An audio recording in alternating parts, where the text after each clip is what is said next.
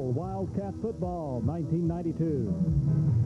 Brought to you by Johnson Brothers Ford, King's Daughters Hospital, Cafe on the Square in Georgetown, Harper Telosic Funeral Home, and Jim Tranum GMC Trucks.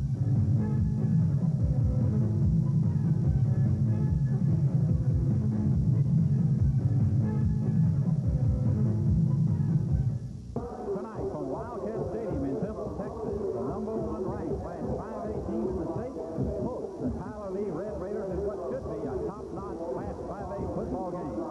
Hello, everybody. I'm Cliff Brown, along with Gordon Marshall and Mark Durstead, and we're delighted to be bringing you this edition of Temple Wildcat Football. And when we talk about the Tyler Lee Red Raiders, we're talking about one powerful passing football team. Tyler Lee has an excellent football team. They come into tonight's game ranked 15th in the Associated Press. They're evenly balanced offensively and defensively. They're very quick. They're led on offense by Andy Mayberry as quarterback, and number 22 Fred Coleman as wide receiver. They'll run the ball, they'll throw the ball, and defensively we'll look for them to try to mix things up, try to mix it up, try to take advantage of their quickness over Temple's offensive line side. Okay, now Mark, what does Coach Bob McQueen's team have to do to stop this potent Red Raider attack? Well, this is really a different kind of game from last week, Cliff. Justin came right at Temple with the run. Tonight, Tyler Lee's going to come at Temple with both the pass and the run, so it's going to be a little different kind of challenge. Okay, now what are some of the keys tonight for a successful attack by Bob McQueen's crew? I think one of the things Temple has to do is put pressure on the quarterback. They have to get a great pass rush. The secondary has been playing extremely well. They're going to have to continue that. And the other thing you're going to have to do is control the tempo of the game with the offense and let Temple play their style of play as far as the clock is concerned. Well, there's no question we've got an outstanding football game coming up ahead. We'll be down on the field for the opening kickoff right after this.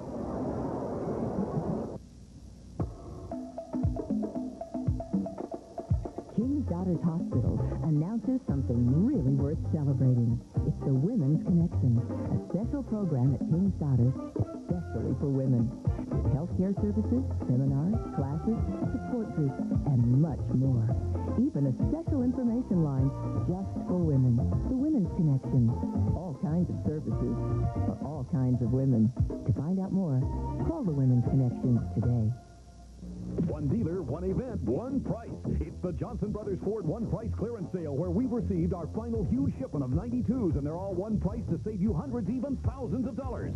Like the 92 full-size trucks, regular and super cab models. Johnson Brothers has over 100 F-Series in stock, and every one price includes a just-announced $1,000 factory rebate. Or choose from our large selection of 92 Ranger super cabs, all one price before you get here to save you money. Johnson Brothers Ford. Take the Adams Avenue exit off I-35 in Temple. Hello and welcome, everyone. Cliff Brown, Gordon Marshall, Mark Durstead here at Wildcat Stadium in Temple, Texas, as we get ready for the opening kickoff between Coach Bob McQueen's #1 ranked Temple Wildcats and the Tyler Lee Red Raiders. And what a football game it promises to be. This is going to be somewhat of a different type look that the Wildcats will see tonight. We talked about it earlier in the open, and Gordon and Mark, we're talking about a team from Tyler Lee that last year knocked off Plano to reach the quarterfinals and was eliminated then by the Colleen Kangaroos. They have a quarterback and receiver that are probably the finest duo in the state this year, and they have certainly proved that they are potent. Well, there's no doubt they have a great offensive attack, and the Temple secondary is going to be challenged tonight. We're going to have to look for good performances from Greg Steele, Michael Moffitt, Atkinson, and also Tony Lott. Atkinson, of course, had a great ball game last week, but they're going to have to put pressure on the quarterback if they expect to slow this Tyler Lee team down. You mentioned offensive attack of the Lee Rebels for 15. Andy Newberry has already passed for 8 touchdowns this year. He threw for 11 all of last year, so he's well on his way to passing that. Split in Fred Coleman has already caught 8 touchdowns also this year, and I'm sorry, Andy Newberry's already thrown for 11 touchdowns this year, and split in Fred Coleman has already caught 8 of those. So they're well on their way to surpassing the magnificent numbers they put up last year. Mr. Coleman last year caught 57 passes for 1,201 yards. He has speed to burn. He's obviously the go-to receiver out of that pro-eye formation. that Coach Biff Peterson has from the Tyler Lee Red Raider ranks. And as we watch the Tyler Lee team come out on the field, this standing room only crowd of Big Blue cheers his favorite hometown Wildcats as they come out. I don't think we're going to see any letdown this week. It was a tremendous ball game last week, reminiscent of playoff time, actually. But I just don't think that this group of Wildcats is going to let this intensity tonight because they have so much respect for Tyler Lee. Well, I think that's exactly right. They've been looking forward to this game all season long. We've got another great crowd tonight. Have a little problem with the traffic because of some debris that is falling off the stadium, so the crowd is packed in here pretty tight, but it is a fine crowd already this evening. Cliff, this Wildcat team has really handled everything. They put everything in perspective. The #1 ranking going on 3 weeks now. I think this is their third game ranked #1, and they have really handled it well the past 3 weeks. Of course, it's just another big game and an exciting schedule that Coach Bob McQueen has put together this year. But he's mentioned that he will use this schedule to build, even get playoff experience in the preseason, because they are big games, as you mentioned, and then get the kids ready for that type of contest and that type of intensity once they reach the postseason play. Let's talk a little bit about the injury situation. Coach Bob McQueen has made no bones about it. He likes the big game, he likes that intensity, and he's been lucky so far in the injury department. He's had very few players injured, and even those are now backed up to full strength. On the other hand, Tyler Lee, last week in their tie with Fort Worth Eastern Hill, had injuries. They did. They rested 8 or 9 players. I don't remember the exact number, Cliff, but they had to think and look towards district next week, just like the Wildcats do. And they have had injury problems, but I can assure you they will be ready to play tonight. This is a great, great atmosphere. The excitement is once again just overwhelming here at Wildcat Stadium. The Tyler Lee Rebels are excited about playing the Temple Wildcats, and we're going to see a heck of a ball game tonight. Danny McGinnis prepares to kick off for the Temple Wildcats. As we see Coleman and company back deep, they'll take it in their own end zone. A triple handoff. Oh my, you've got to watch out for what they call a star return. Well, Tyler Lee does a lot of things on kickoff returns and punt returns that we'll be looking for all evening. They're very exciting on the returns, but again, another fine kick by Danny. Danny drove them about 2 yards deep in the end zone, and the Wildcats start off on defense with Tyler Lee pinned down around their 16-yard line. Kawani Amy was the returner. He brought the ball back up to about his own 16-yard line. Andy Newberry, the senior, 175-pound signal caller for Tyler Lee. He'll hand off to his fullback, Cornell Williams, the junior 185-pound running back. Clarence Marion was in there and a host of Wildcats on defense.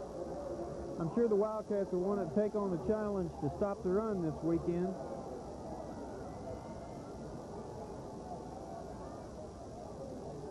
Tyler Lee normally runs out of a pro-eye set, do an awful lot of things out of that formation. The defensive unit for Temple says, no, sir. They throw him back for a loss, so he will start all over again, this time from his own 14. Again, a handoff to the right side. This time he went to Clarence Marion, was the Wildcats in on the tackle. As we see them unpile, we'll see that it was number 27, Dwayne King, the sophomore 170-pound halfback. They're real high on Dwayne King, and he made the starting lineup as a sophomore. He must be multi-talented. Well, again, they've had a lot of injuries and used a lot of tailbacks this year. But Dwayne's getting the start tonight. I'm sure he's very excited about getting to play against the Temple Wildcats. Third down, 12 to go. He'll go to the air for the first time. Newberry's pass incomplete. And guess who he was firing it to? None other than Fred Coleman out on the right side. Incomplete. Fred Coleman slipped, making the outbreak there. The ball was overthrown, incomplete. Brings up fourth down. Greg Steele over there on the coverage. Excellent play. Good start for the Wildcats. It looks like they'll get excellent field position out of this as well. Now, the kicking game is one of the strengths of Coach Biff Peterson's Tyler Lee team. And we see The receiver's back as Andy Newberry. It would appear that Andy Newberry's going to do the punting. He'll punt from his own side. It's blocked. It's blocked. They may follow it. Touchdown, Temple Wildcats. Oh, my. What a wonderful play if you're a Temple Wildcat. I believe that was Clarence Marion on the block and Jonathan Berry on the recovery for a touchdown on that play. Well, he didn't have a lot of hunting room in the first place. Clarence Marion in there, and he has started this game off with a bang. So the Wildcats make the first dent on the scoreboard with 10:29 left, and they have served notice that the defensive unit is ready to play football tonight. Well, again, we've got a similar team in Tyler Lee. They can put an awful lot of points on the board. The kick is up. And McGinnis' kick is good with our score. The Temple Wildcats 7, the Tyler Lee Red Raiders 0. We'll be back right after this.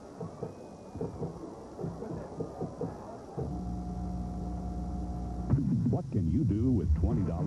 Take it to your Central Texas GMC truck dealers in Temple and Killeen, and you'll be amazed what $20 can do. Just combine your $20 with the factory rebate available on new Jimmys, Sonomas, or GMC vans. With the rebate assigned to dealer, your down payment is only $20. So come to Jim Tranum in Temple or Cleo Bay in Killeen. But hurry, see what $20 can do at your Central Texas GMC truck dealer.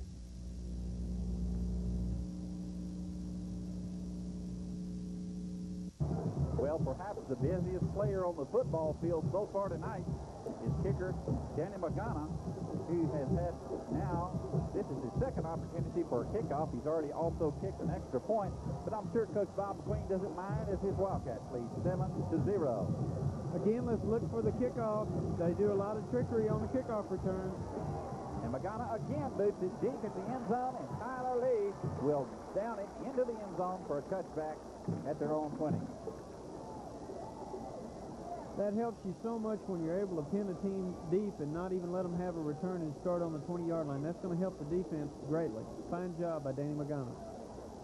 So Andy Newberry, the quarterback for Tyler Lee, gets another opportunity to try to get his team in motion here. Early in this first period, Wildcats served notice with a block punt into the end zone for a touchdown. They say we're going to play defense tonight. Newberry swinging out to his right, looks to his left for a screen pass, and oh my goodness gracious alive, what a defensive effort that time as we saw Jonathan Berry, who was almost in the backfield enough to catch the pass. He read it perfectly. Obviously, the Wildcats were looking for that play. Obviously, in the scouting reports, they'd seen that before. Jonathan Berry was all over the play. Jonathan Berry, the 205-pound senior, weak side linebacker for Temple. It's now second down and 17 for Tyler. They're at their own 9-yard line. Quick pass out to the right. One-on-one situation. He gets up to the 15. Completed by Newberry. And that time, he hit number 42. Colin Lindsay, the senior 145-pound wide receiver. Well, one of the things that we understand is they like to throw the hitch pass, the fade route, and the drag route. Those are their favorite pass plays, so we'll look for that during the course of the evening. The ball resting on about the 15 of Tyler Lee. Newberry again swings out. Going to throw it deep along the left side to Coleman. Oh, in and out of the hands of Coleman. And what a superb defensive effort that time. Again, Greg Steele in the secondary coming through. Greg Steele had perfect position on that pass play, but there again, that was the fade route to Coleman. That's one of his favorite plays. So the defensive secondary certainly showing a lot of respect for Fred Coleman. But, fellas, if you notice that time, Fred Coleman does have that speed. He was down the field. And Cliff, he's about 4'5", and just great acceleration to the football. Again, the Wildcats will be set up in excellent field position here, it looks like. Newberry to punt. Gets rushed, but gets it off anyway. It'll be fielded about the 48 of Temple. Down the right sideline. He's looking for some running room, and he brings it back down to the 35-yard line. Johnson that time receiving the punt, marching along the right sidelines, and boy, the Temple Wildcats have certainly had field position their way. They've got his first and 10 at Tyler Lee's 35. Well, Damian and both Greg Steele have done an excellent job this year on the punt return. And believe it or not, with 8:59 left in the first quarter, this is the first time offensively Temple has had the football. And we have a receiver who got a little anxious that time on the Temple Wildcat side. Jumped off. Cliff, so far after 4 weeks of play, the Wildcats are about 52% of their yardage has come by the run and about 48 by the pass, so that's just an excellent ratio. Last year they were about 60-40, run 60, pass 40, so I'm sure Coach McQueen has to be extremely pleased with the offense this year thus far. Correct me if I'm wrong. I think that they were going for broke for all the marbles on that first play. Just had all the indications. Again, Woodson back to pass. Look, rush. Throws one straight down the middle. Got a man open. Oh, just off the fingertip of Damian Johnson at about the 10-yard line. Early in the ball game, Cliff, Tyler Lee's defensive backs were walked up right on top of the receivers playing man-to-man defense, and Tyler Lee came after Adrian with everybody but the kitchen sink. So we may look for that. Is that going to be their style of play all night? If so, Temple may hit a big pass sooner or later in the ball game. So second down and 15. The ball resting on Tyler Lee's 40-yard line as we see wide receivers out to the left. Wilson up the middle, plowing, makes good yardage, fighting, still can't be brought down towards, they put him down about the 32. So the fullback for the Temple Wildcats, Delarius Wilson, making good yardage. Delarius, as you know, had 163 yards last week, another fine performance. The offensive line doing a great job last week in the fourth quarter of the ball game, taking control of the line of scrimmage. Third down, 7 to go for Temple. Wide receivers loaded to the left side. Little hesitation on the snap. Looking for an open receiver. Woodson's going to run it. And he's going to pick up the first down. But boy, he did it the hard way, fellas. He did get a tremendous hit that time. I believe that was number 30. Reginald Hawkins, a 214-pound sophomore for Tyler Lee, really hit him. Now, Gordon, that time they loaded up the left side, and I'm sure that that's part of what they saw in the scouting report. It was perhaps a weakness to Tyler Lee. Tyler Lee was in a split defense then, and Adrian took advantage of outflanking the containment there and got outside and got a good game. Oh, Wilson running, got all day to run. They got to grab a hold of his jersey, but they don't until he gets down to the 7-yard line. Beautiful cut that time by Delarius, but Delarius is wearing a different jersey than he wore in the first 3 ball games of the season. He's got a very tight jersey, not a baggy jersey. It's a jersey that fits very closely to his skin. He started wearing that last week against Judson because Coach McQueen felt like he was getting tackled by the sleeves sometimes, and the jersey was too big for him. They'll mark the ball on about the 8-yard line with 7:37 left in the first quarter. Wilson, draw up the middle, one-on-one. He's going to push it down to about the 4 before he's brought down. That time he was brought down by Vondre Cash, the senior 175-pound rover for Tyler Lee. And gentlemen, Tyler Lee has not had any kind of field position so far in this football game. No, they really haven't. So far, Temple's been very fortunate getting the ball kicked off and also pinning them down on the first possession of each of the 2 possessions, keeping them back there. And the result is quarterback sneak option up the middle. He was going for the goal line. He'll be brought up short, but they'll mark it at about the 2.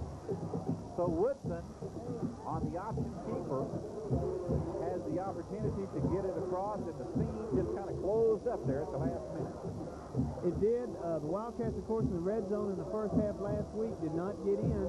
I'm sure they've worked an awful lot on that this week, and I'm sure you'll see the offensive line blow out and try to fire out and punch that ball in there this time. They got one receiver wide on each side. Another option. Touchdown, Temple Wildcats. And Cliff, they had him in the split defense again, and nobody over the center. Yeah. And Adrian snuck right across. That's exactly right, Gordon. On a short yardage play, if there's no one over the center sometimes, the quarterback sneak is a very effective football play. So with 6:20 left in this ball game, in the first quarter, Danny Magana, the kick, and it's good. The Temple Wildcats having a field day early here. They lead Tyler Lee by the score of 14-0. We'll be back for more right after this. G. Willie's now has the most exciting game in Central Texas. QB1, the interactive TV game where you play along during live professional and college football games and can compete for valuable prizes nationally. Large portions of great food and a lively and entertaining atmosphere sure to please the entire family. G. Willie's, with the largest big-screen TV in Central Texas and the only place you can play along with QB1, the interactive TV game. G. Willie's, just east of the mall on the Loop, Temple.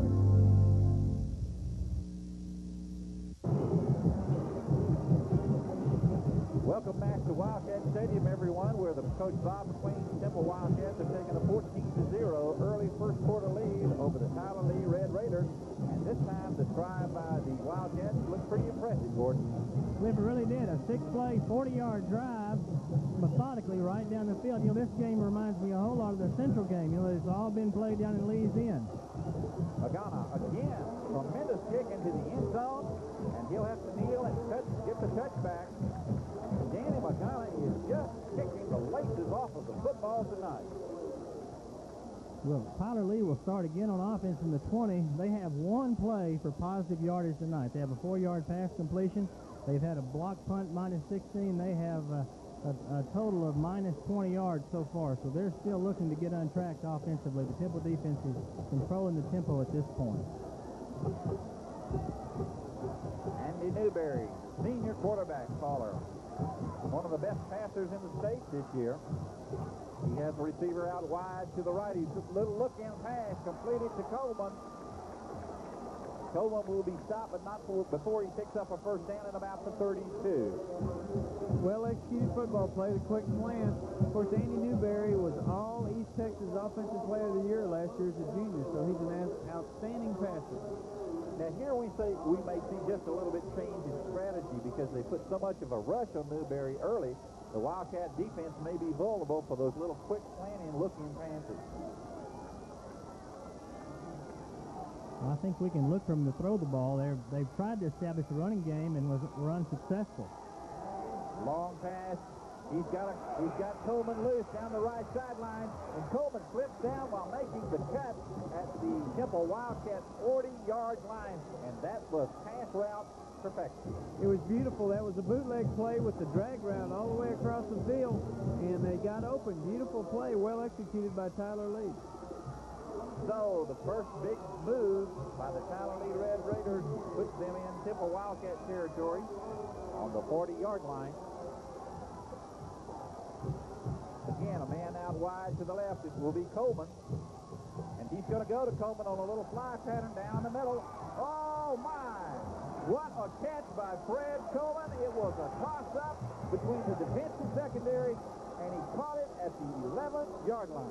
That'll give you some idea of the athletic talent of that young man. Just a super catch. Greg Steele made a great play on the ball. It was just unbelievable concentration on Coleman's part to come up with that football. Well, I think they fought for it for about 5 seconds in the air there, didn't they? Sure looked like it, and Coleman came down with it. He kind of landed in his stomach, and he grabbed hold of it. So just as quick as it has begun, the drive is all the way down to the Wildcat 10. Again, quick, slant-out pass. It's incomplete by Newberry. That time he was trying to hit one of his favorite receivers.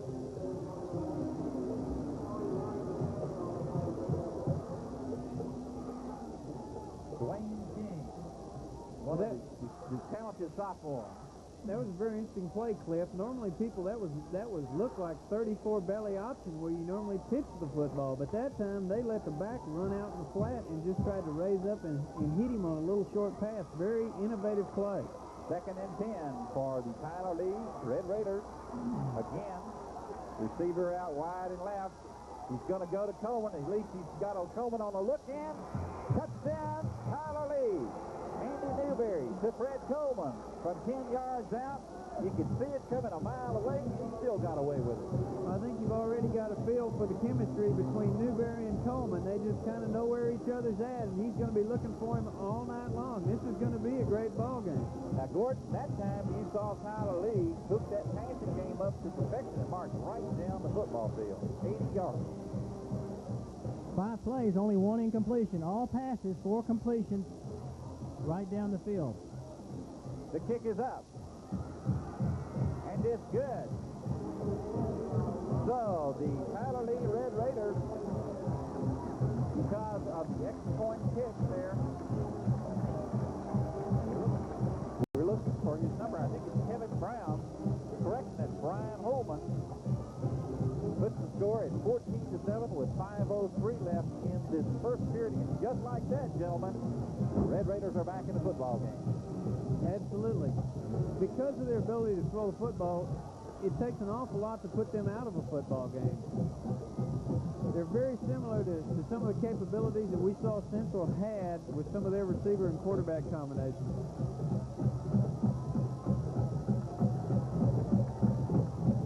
Damian Johnson and Gerald Watson and Dale Williams deep for the Wildcats. Receive the Red Raider kickoff here with 5:03 left in the first quarter. A lot of fireworks. Tyler Lee Red Raiders with a score of 3 wins and 1 tie. In here to try to knock off the number 1 ranked Central Wildcats as Brian Holman prepares to kick off.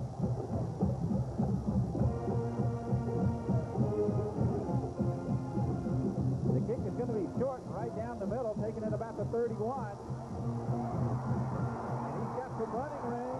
He's got more running room. He's fighting his way up and into Tyler Lee territory. What a time by Warren Vaughn. And that was almost single-handedly, fella. Excellent play by Warwick. Smart play, headed upfield, did a fine job running the football. Again, the Wildcats start up shop inside the 50-yard line.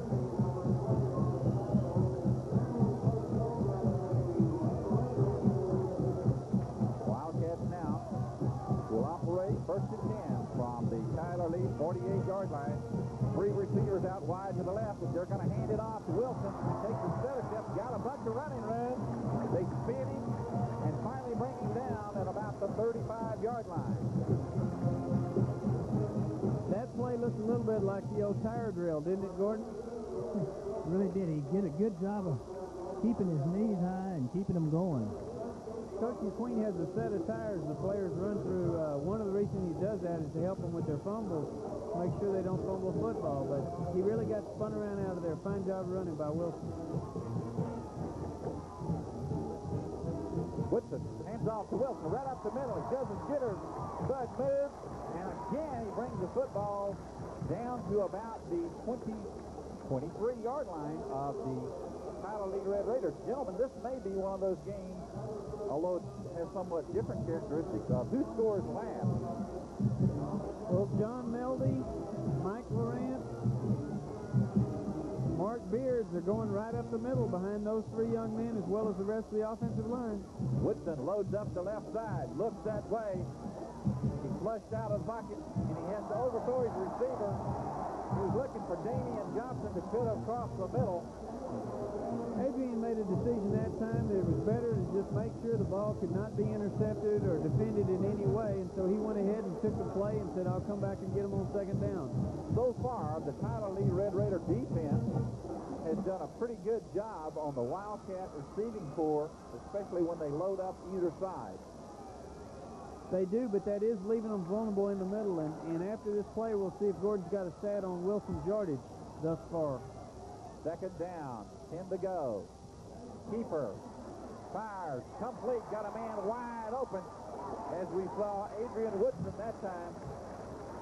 Boy, did he have Scott Marvick wide open to the right, and they'll bring the ball down and mark it at about the 10.5-yard line. Make that the 11-yard line. 3:46 left in this first period. Delarius Wilson has 50 yards on 5 carries, right at a 10-yard average per carry in the first quarter here. First and 10. Woodson.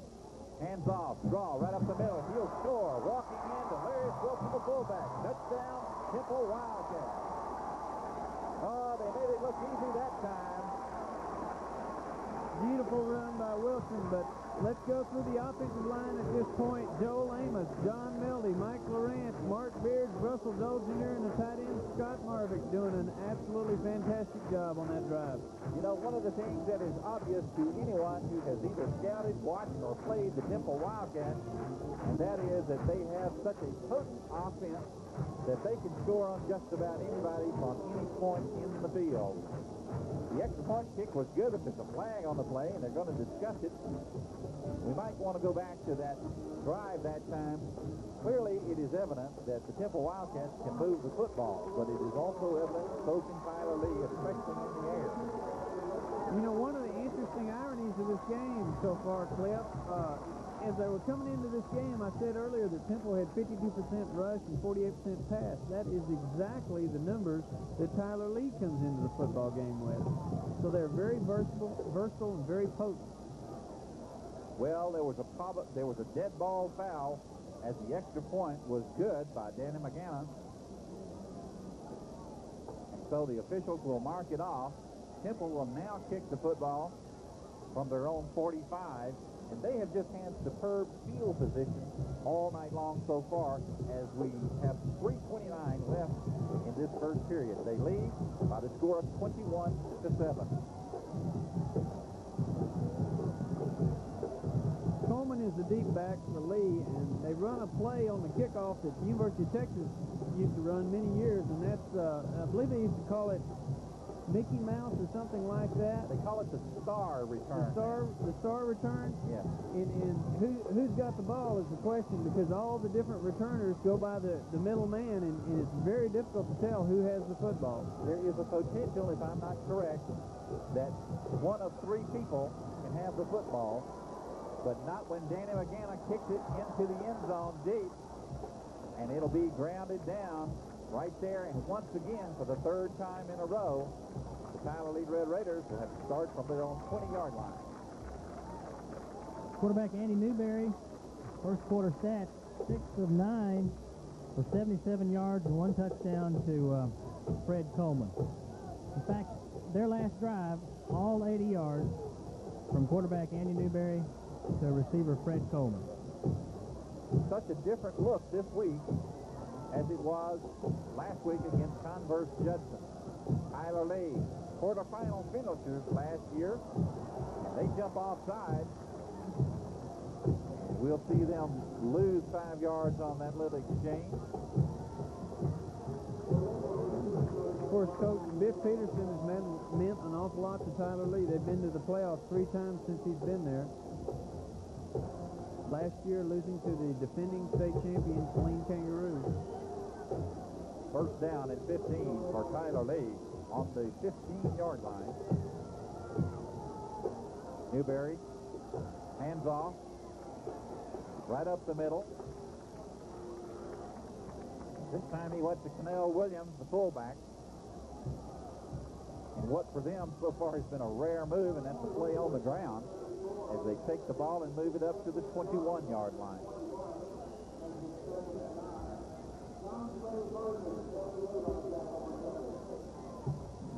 Tyler Lee has not made a lot of ground, a lot of acreage on the ground.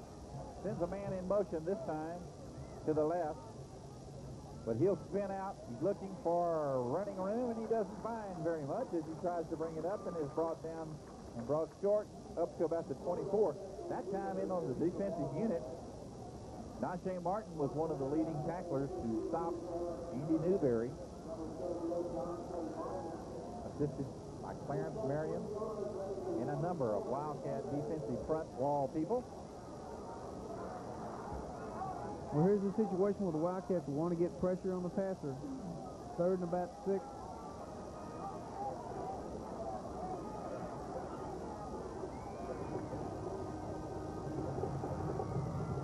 Newberry's going to load up on the right side. He's looking that way. He's going to fire off.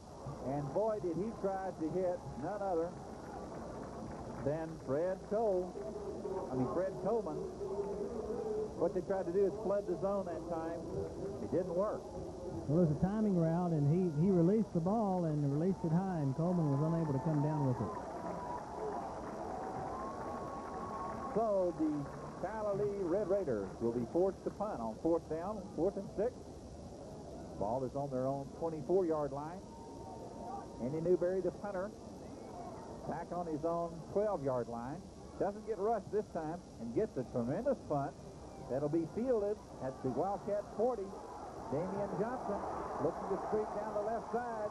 Oh, he was within a heartbeat of going all the way that time, and they finally bounced him down, but not before he gets to the Tyler Lee 38-yard line. Very decisive return that time by Damien. He went right up the middle, made his decision, and then broke to the outside. And you're right, Cliff. He just almost got out of there. One of the things that Coach Bob McQueen's team worked on this week was the kicking game. They thought that they saw a weakness in the Tyler Lee, or they had a lot of respect for Tyler Lee's kicking game, but they wanted to work on that. Obviously, hard work has paid off so far. 3 receivers wide to the right. Wildcats send a man in motion. Wilson goes motion to the left. Woodson, pump fake, looking for, is that a drag route, and was he wide open? No, they took the man in motion and set him right up against the sideline, Phil, and just sent him, Cliff, and sent him right up the sideline, and they just knocked him off stride just for a second, and that enabled the ball to be slightly high, but that was a well-designed play by the Wildcats. Bob, the bottom line is that he was open. He was open, and I'm sure they'll come back to that play. Yeah, they will. You'll see that play again, I guarantee it. 1:49 left in the first quarter. Temple leading 21-7 over Tyler Lee. 2nd and 10. Pitch out to the right side. He may get by one man, but he's finally brought down. Delarius Wilson on the pitch out. He's having a fine night. Tyler Lee finally brings him down at about the 22-yard line. He was brought down that time by Andre Cash, the Rover, who is considered the best Red Raider in the defensive secondary. Well, the Wildcats again moving the football on the ground tonight. 1st and 10. Temple has the football. Woodson hands off up the middle. So Wilson puts a move on 2 people. And is finally brought down at about the 16-yard line. And Tyler Lee's defensive unit is having a difficult time in stopping fullback Delarius Wilson of the Temple Wildcats.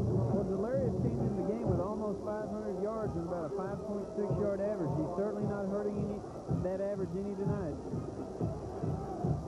That's right, Mark. He's got almost 80 yards here with just under a minute left in the first quarter here. He's already having a fine night. Now Neville Malone comes in to give him a little break, looks like. Woodson pump fakes to the right. Looks for the fly pattern to the left. He's got a man wide open in the end zone. Unfortunately, he overthrew him. Dale Williams, the intended receiver. Dale on a little stop and go that route that time to the corner of the end zone. Just slightly overthrown on the play. Of course, Dale had that big catch last week against Judson. Again, I would remind our viewers that Dale Williams that time was wide open, and it was just simply overthrown.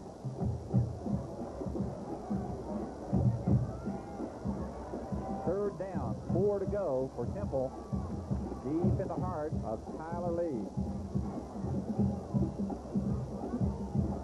Woodson on the keeper option.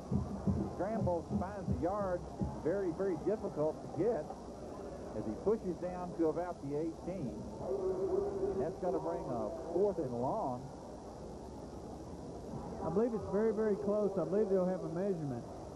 With that last lunge, Adrian may have been able to pick up the first down. It's going to be very close. Yes, you're absolutely right. I thought he was going to be well short, but they're bringing out the chains as we see them stretch him. And he's just going to miss it by a little bit. Now, Gordon, at this point in time, you're leading 21-7. If you're Coach Bob McQueen, you go for it, gamble, or you kick the field goal. And I'll bet you he goes for it. Well, I can see he's sending Priest Thomas and Jonathan Berry. Jonathan Berry, recall, lines up in the fullback position, the offset eye. Might look for a lead here to number 30, Neville Malone, the 215-pound sophomore, in at running back, tailback for the Wildcats. Woodson on a keeper, squeezes it, and probably will pick up the first down, although he didn't get a lot of extra yardage to go along with it.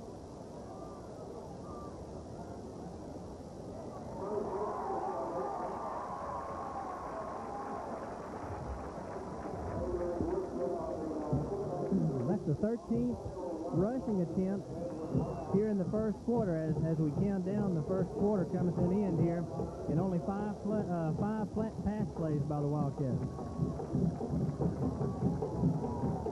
And that's it. That's the end of the first quarter with our score. The Temple Wildcats 21. The Tyler Lee Red Raiders 7.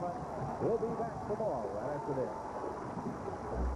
One dealer, one event, one price. It's the Johnson Brothers Ford One Price Clearance Sale, where we've received our final huge shipment of 92s, and they're all one price to save you hundreds, even thousands of dollars.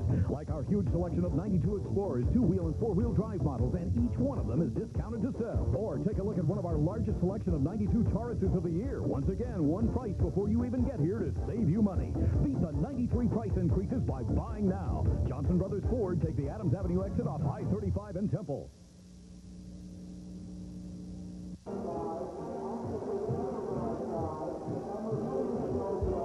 Welcome back, everyone, to the second quarter of play here in Wildcat Stadium. Cliff Brown, Gordon Marshall, and Mark Durnstad bringing you this Temple-Tyler Lee matchup where the Wildcats, the coach Bob McQueen, hold a healthy 21-7 lead. And right now they are certainly knocking on the door again as they have a first and 10 on about the Tyler Lee 11-yard line. Woodson taking his time and calling out signals. Pitches out to Wilson.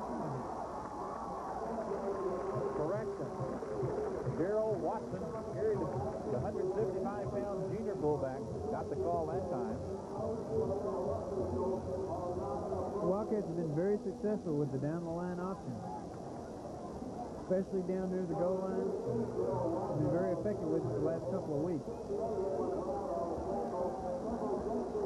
Second down and 4 as Woodson looks over the Tyler Lee defensive unit. Again, a keeper. Woodson walks in. Touchdown, Temple Wildcats. Quarterback out at speed. Adrian is so strong. He took a pretty good lick on about the one, but he's just so strong he ran right through the tackle. On that particular play, the option is certainly with the quarterback. He may look to the weakness of the defense and go as he so pleases. So Adrian Wilson just simply walks it in from 4 yards out. And now the Temple Wildcats may have a little bit of breathing room, although with the potency of Tyler Lee, you certainly can't take it for granted. The extra point kick was no good. So with 11:21 left in this first half of play, Temple Wildcats lead 27-7.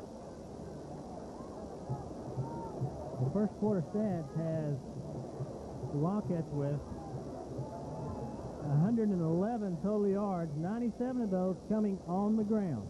Only one pass completion for the Wildcats in the first quarter. Tight end Scott Marvick for 14 yards. Most of it, almost all of it on the ground here in the first quarter. Well, there's an old coaching adage, and that is keep running until they stop it, and that's what the Wildcats are doing this evening. They're running right up the middle, right at them. Study and contrast here with the running game of the Wildcats and the passing attack of Tyler Lee. Fortunately for Tyler Lee, they've only had one opportunity to have any kind of decent field position. They did a pretty good job of driving 80 yards for a touchdown, but by and large, the time of possession has been all Temple Wildcats. You've got to have the football to score. Well, you know, Cliff, one of the things we talked about was controlling the tempo of the game, and certainly thus far, Temple has dictated the style of play as far as offensive and time of possession. Danny McGanna prepares to kick off for the Temple Wildcats. And his kick again is going to go deep and be taken on about the 2-yard line. The star return, this time right up the middle, and he gives a pretty good return. As we saw Vondre Cash take the ball for Tyler Lee all the way back up to his own, make it the 23-yard line. So the Red Raiders now will try to set up shop. First quarter stats for Tyler Lee. They have 84 total yards, 77 of those coming through the air. Only 7 yards rushing here in the first quarter for the Lee Raiders. Gordon, what does the first down situation look like? Tyler Lee has 4 first downs, and the Wildcats have 8. Intercepted by Tony Lott. Oh, my. Tony Lott may score. He's got the running now. Nobody's going to stop him. He'll dance in for a touchdown. Oh, my. What an outstanding defensive play that time. Excellent play by Tony Lott. Tony Lott just stepped in front of Andy Newberry's pass, took it on about his own, make it up his own 30, or the Tyler Lee 35-yard line, gets some great fancy footwork across the field, danced in for the score. He reversed his field, found an opening, and just outran the defense to the corner of the end zone. Tony Lott's one of the outstanding defensive secondary members of the Wildcat unit. And I'll tell you one thing, if you're going to pass, it's kind of like living by the sword and dying by the sword. Well, that's their bread and butter, and I guarantee you Tyler Lee's going to come right back at it. They're going to throw the football. And this may be a long night for Tyler Lee, with the score now stretched out to 33-7 in favor of Temple.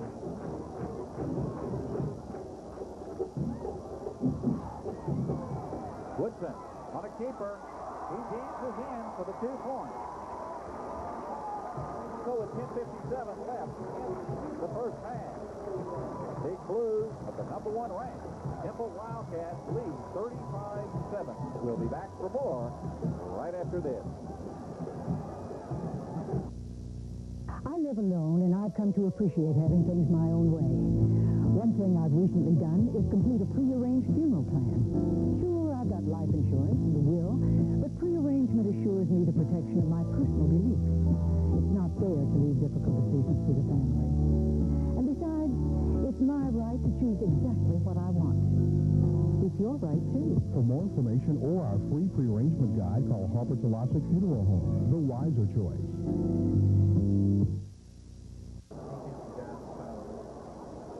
Welcome back, everyone, as the Temple Wildcats lead 35-7 over the Tyler Lee Red Raiders with 10:57 left in the first half. So far, it's been all Temple Wildcats. They've done it from the defense twice and scored the rest of it through the ground. And they have certainly stretched out a tremendous lead. It's going to be difficult to overcome. And what you're going to see, I'm sure, as we see Danny McKennon's kickoff down the left sideline taken at about the 5. Again, a star return, but they'll pull him down at about the 14-yard line. That time, Fred Coleman tried to return the kick. As I was saying, you're going to see a change in strategy, and I just wonder what kind of a game plan that Tyler Lee's going to do now. Are they going to panic and try to play catch-up? Or are they going to stick with their original design and try to move the ball consistently? I think you're going to start throwing the football. I think you'll see them throw the football not on every down, but certainly with their tailbacks hurt, their running game is not going to be quite as effective as it normally is, so I think they'll start throwing the football quite a bit. Andy Newberry loads the left side up. He's going to hand off to the left tackle. And the fullback, oh my, Cannell Williams gets a great run. Reginald Hawkins in there, who spells fullback Cannell Williams. Reginald Hawkins, another one of those very talented sophomores for Tyler Lee. 214-pound sophomore. He spells senior Cannell Williams at fullback. Hawkins' run brings him up to about the 32-yard line. First and 10 for Tyler Lee. Again, handoff up the middle. And we try the same play. Noah Dunham in there to just pop him solidly. Stopped him pretty well dead in his tracks.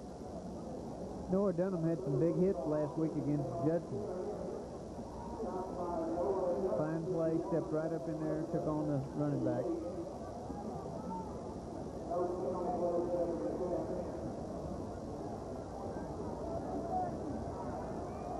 Second down and 10 for the Tyler Lee Red Raiders. And Andy Newberry, the quarterback, is going to walk over to the sideline. He calls a timeout. Talk it over with his coach. So while they call timeout, we will too. We'll be back. One dealer, one event, one price. It's the Johnson Brothers Ford One Price Clearance Sale, where we've received our final huge shipment of 92s, and they're all one price to save you hundreds, even thousands of dollars. Like the 92 full-size trucks, regular and super cab models. Johnson Brothers has over 100 F-Series in stock, and every one price includes a just-announced $1,000 factory rebate. Or choose from our large selection of 92 Ranger super cabs, all one price before you get here to save you money. Johnson Brothers Ford. Take the Adams Avenue exit off I-35 in Temple.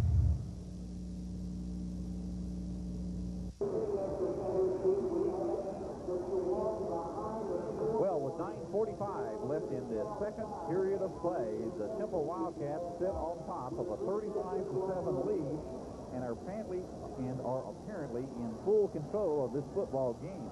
However, I do not think that Coach Bob McQueen is taking Tyler Lee lightly at this stage, because he knows that they're deadly when they get that passing game.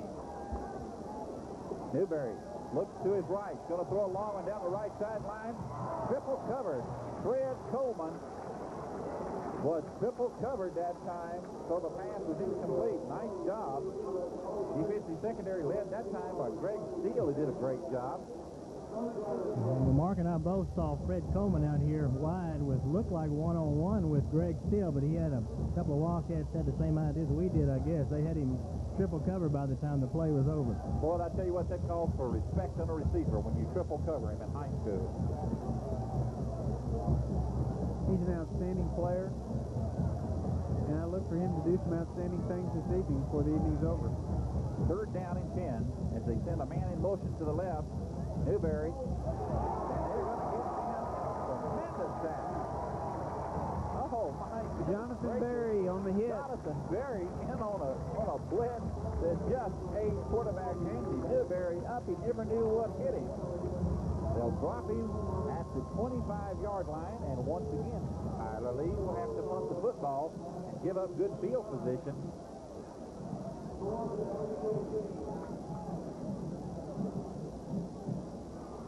Damian Johnson back deep for the Temple Wildcats, along with Greg Steele. Greg Steele will take the punt, looking for running room, gets away from one man, but is quickly swarmed under as they had good return coverage by Tyler Lee that time. Nevertheless, the Temple Wildcats will have excellent field position from their own 46-yard line. First and 10 for Coach Bob McQueen's crew.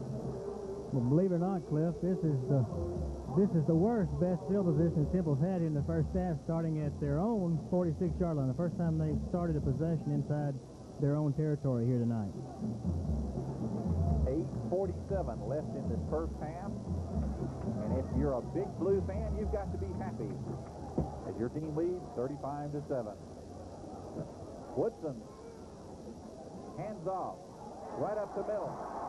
And look, we may have a touchdown run if Neville Malone.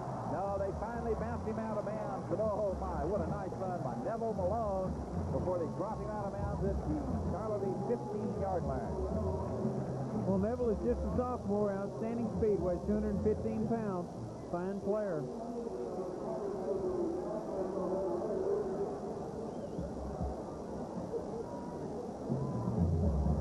Malone showing a lot of maturity for a sophomore. So the Wildcats, one quick play deep in the territory of Tyler Lee. Fumble on the play, and it may be recovered. Yes, it is. Fumble, and Tyler Lee will take over. And that's the first miscue that the Temple Wildcats have made all night long. Well, I was just going to say That's the fourth fumble. Temple has really done a good job at controlling the turnovers this season. That's their fourth turnover total. They have 4 fumbles. They have no interceptions. Quarterback Adrian Woodson has not thrown an interception yet this year. So Tyler Lee dodges the bullet. They'll start from their own 20-yard line. Newberry hands off to the left. That time he handed off up the middle to the fullback as they get up from the pile. Looks like Bowman, the 173-pound junior, got the ball. Sometimes there's a lot of action away from the football, and that time Jonathan Berry took on an offensive lineman downfield and really gave him a shot, even though it wasn't right near the play. It was a fine play by Jonathan Berry. 2nd down and 5 for Tyler Lee.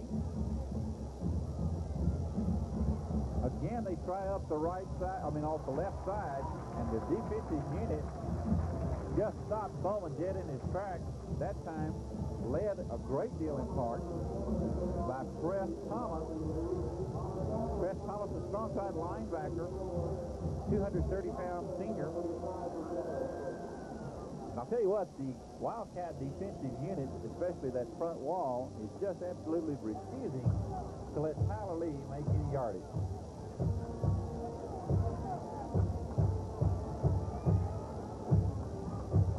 Again, Newberry looks to his right, and it's complete. What a great catch that time. No, he says he did not. He trapped the ball. He was firing off to Colin Lindsey, the 145-pound senior. And from one angle, it looked as though he caught it, but the referee says, no, sir, you trapped it. It's an incomplete pass, and that'll bring up 4th down in a punting situation.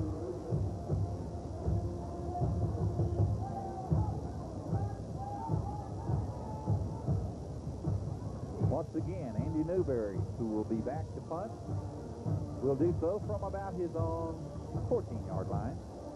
And Tyler Lee takes another timeout as they have some discussion on their side of the field.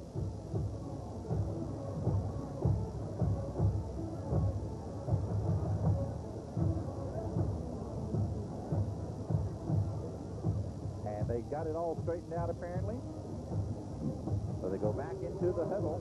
Well, Cliff, other than the 80-yard drive by Tyler Lee to put their 7 points on the board, they have 1 total yard. So I know the Wildcat defense on the other possessions, other than the one 80-yard drive, they have 1 total net yard tonight. I know the Wildcat defense is excited about stopping a real potent Tyler Lee offense. They have really put some points on the board this year. So once again, the punting chores will go to Andy Newberry, who will do so from about his own 13-yard line. No pressure on him. And he gets off a tremendous punt that will be fielded by Damian Johnson at his own 36. They're going down the right sideline, but they quickly smother him down with their flags on the play. We'll straighten it all out right after this. Cafe on the Square in Georgetown is a very special place. People from all over Central Texas enjoy the unique atmosphere and delicious food. After a hard day, Cafe on the Square is a great place to relax for dinner. Choose from a variety of beautifully prepared entrees, including steak, seafood, and pasta. The Sunday buffet is special at Cafe on the Square. For brunch or Sunday dinner, all your favorite dishes are prepared and served with Cafe's own original charm. Cafe on the Square in Georgetown. There's just no place like it.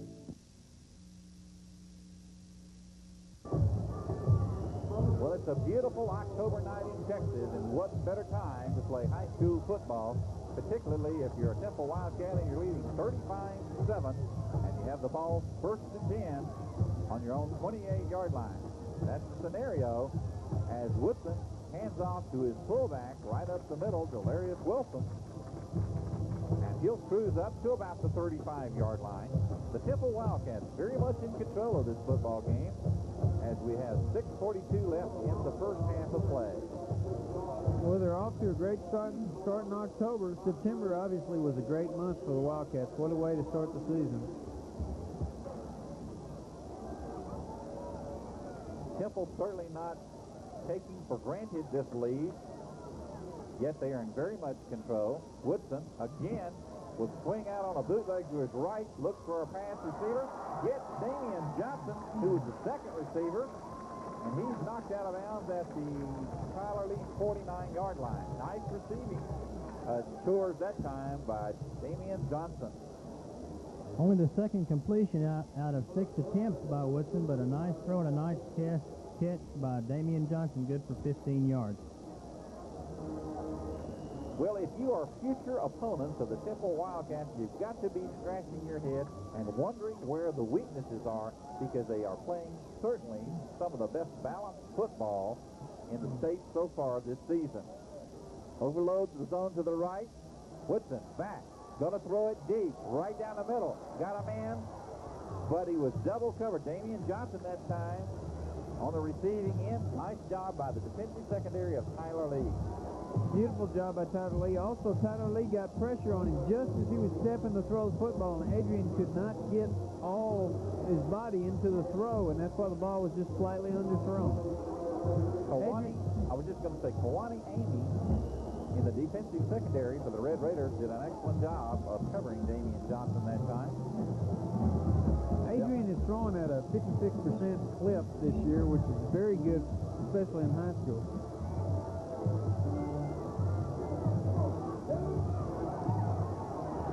Oh, what a nice run this time. He may be gone. Look out. He's headed for pay dirt. Will he make it? Gerald Watson, touchdown. Temple Wildcats. Faded, look easy down the right sideline. Got some great blocking to give him that kind of running room. Boy, he picked up some good blocks, but that was a heck of a run. He broke a couple of tackles there with some real good, nice, fluid moves, and took it 50 yards for the score. Well, the Wildcats have an awful lot of depth at the fullback position. Well, you get the feeling with 5:53 left in this football game in the first half alone, if you're leading 41-7, that Coach Bob McQueen is going to test some of his younger players, experiment a little bit, and keep his veterans. As we see Danny McGonough's PAT good, you can expect to see a lot of fresh faces tonight early, and that just speaks that much better and gives that much more experience to those players. The crowd on the home side gives the blue and white a rousing ovation as they lead 42-7. Coach Biff Peterson's got to be scratching his head right now, wondering what it's going to take to slow down the Temple Wildcats. Well, sometimes when teams are on a roll, Temple is definitely on a roll. They're playing so well on both sides of the ball right now. It is amazing that this team, which is very unusual, has so far not had a down cycle. That's very difficult to do in high school football, but Coach Bob McQueen, by the caliber of his opponent, has managed to keep these young men up and in prime condition. That's a good point, Cliff. But, you know, the first week of the season, you know, just may have been their down game. If you look at Austin Johnston, 27-7, they're not quite as strong as they were last year. And you know, who knows? Maybe they've already played their bad game. Who knows? But this is a quite impressive outing by the Wildcats tonight. Danny McGonough's kick will be taken at about the 5-yard line. And they will stop him at about the 20-yard line. So a 15-yard return that time. As we saw Kawani Amy on the return for Tyler Lee. They'll set up shop 80 yards away. They've got a long way to go. They trail 42-7 with nearly 6 minutes left in the first half alone. You can be guaranteed that you will see some fresh faces and some different people in various different positions for the Temple Wildcats as this ball game progresses. Quarterback Andy Newberry going to throw the fly route down the right side. It's going to be picked off. His intended receiver, of course, was Fred Coleman. My, oh, my. believe that was Greg Steele. Yeah, Greg Steele was in great position. He was. I believe you can see the Wildcat defensive backs expected the fade route. They've probably been working on that all week. Chuck Haig's probably been out there throwing the football on that fade route all week long.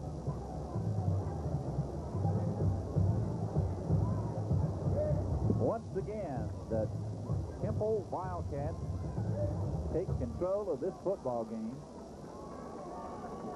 And fellas, it's awfully early to say that they put it away, but they are certainly in firm control. We'll get a chance to look at Justin Lee, number 11 for the Wildcats. He's a junior, 170 pounds. Handoff to Malone, up the middle. Also, Jimmy Popelka, number 54, is in the football game. Did a fine job, has done a great job all season long. Justin Lee, the quarterback, that's the face of the future for the Temple Wildcats.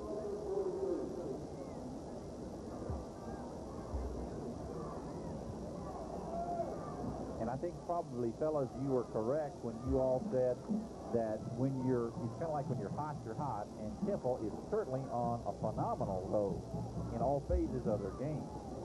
Really unbelievable, Cliff. It really is. Again, Malone doing some good heavy running. Now, he's a study in contrast to his counterpart, Delarius Wilson, who only weighs 150 pounds. Now, this young man is big, and he's a sophomore, 215. You know, if he gets a little growth in him, continues to grow, he's going to be difficult to stop. Well, a great job by the offensive line that time. We've got some substitutions on the offensive line. Number 56, Jeff Thompson, is in the ball game. He's a junior. And Kenneth McGee, number 71, is in the ball game, a 265-pound senior. They're going to drag out the chains and see whether he made the first down. And he will be over it. First and 10 for the Temple Wildcats. They'll mark it on the 36-yard line for Tyler Lee. So you're looking at the face of the future, as you see. Some new faces in there. Justin Lee at quarterback. Neville Malone at fullback. Three receivers wide out to the right. Lee drops back, looks for a receiver, has one, overshoots. That time the intended receiver was Warwick Vaughn. Warwick Vaughn's a 170-pound junior, was in position to catch the football. It was just a little bit over him. Had to kind of turn back for it. Well, we also have in the ball game number 57, Chris Korn, and number 62, Michael Pignon.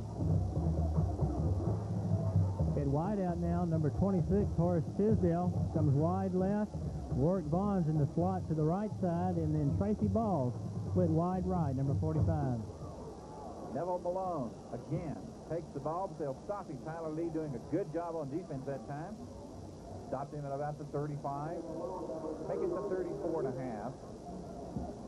4:12 left in this first half of play. The Temple Wildcats leading 42-7. And everything that they touch almost turned to gold for the Temple Wildcats early in this contest. And they built up a commanding lead. As we see quarterback Justin Lee looking over. And he'll bootleg out to the right. He's got some running room. He's going to keep it. He swings back. He fumbles the football, and he may have lost it. Let's see who picks it up. I believe the Wildcats have it back. Number 62. Michael Pignon. So Justin Lee, on a good run, as the ball pops out from him, did avoid biting the bullet that time. The Wildcats will keep the football. They're still on the 35, where it's a 4th down and 9 to go. And if they punt, this will be their first punt of the night. Richard Mata will probably do the kicking chores. I'm sure Richard will be trying for the coffin corner kick here. If you remember in San Angelo, he just barely missed a beautiful coffin corner kick. And it would appear that the rush was on for Tyler Lee. Temple looks over and says, no, sir, I believe we'll take a timeout and talk this over, because they didn't have anybody back deep. And under the circumstances, I don't blame Tyler Lee. I would go for the block punt, too, to try to get the football in better field position. We have 2:55 left in this first half. Tyler Lee trailing 42-7 to the number 1 ranked Temple Wildcats.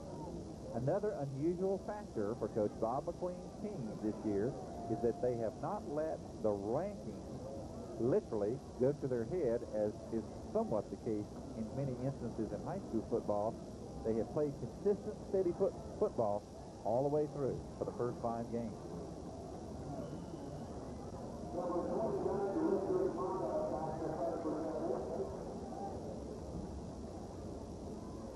So Richard Mata will punt the football, and he punts it, and he is going to try to get it, and oh my, are they going to be able to down it? Yes, sir. They're going to be able to down the football Beautiful at the play. 2-yard line. I believe that was Michael Pignon, number 62. Great job. You know, fellas, when it's going well, it all goes well.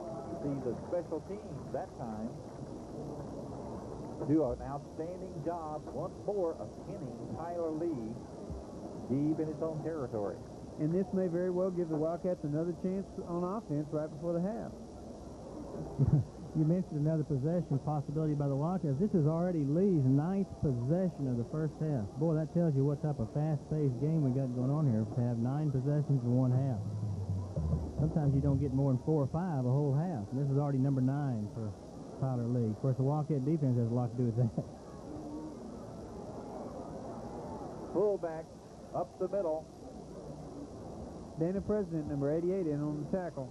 Wildcats will be playing a little softer on defense right now, especially in the secondary, just trying to make sure they don't give up the big play. Reginald Hawkins, the sophomore, 214-pound counterpart.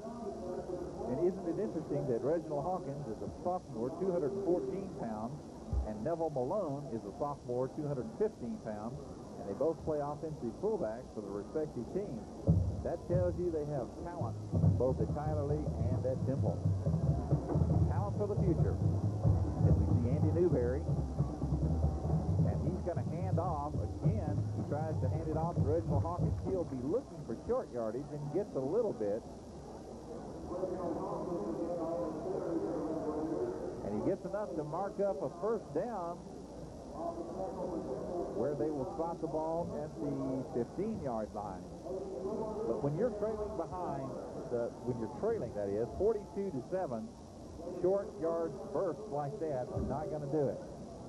No, they're not, but they're in the shadow of their own goal line. They're trying to get the ball off the goal line because, like I said before, Temple could easily get the ball back with plenty of time to score again if they do not get the ball off the goal line. Newberry hands off again to Hawkins, and Hawkins slides down the right side. He may have made a yard, not much more than that. I would think that right now Coach Biff Peterson is trying to run out the clock so that he can go into the dressing room and get his troops reorganized and regroup without any further damage. With the clock ticking down at 1:12 left in this first half, the Temple Wildcats holding on to a 42-7 lead.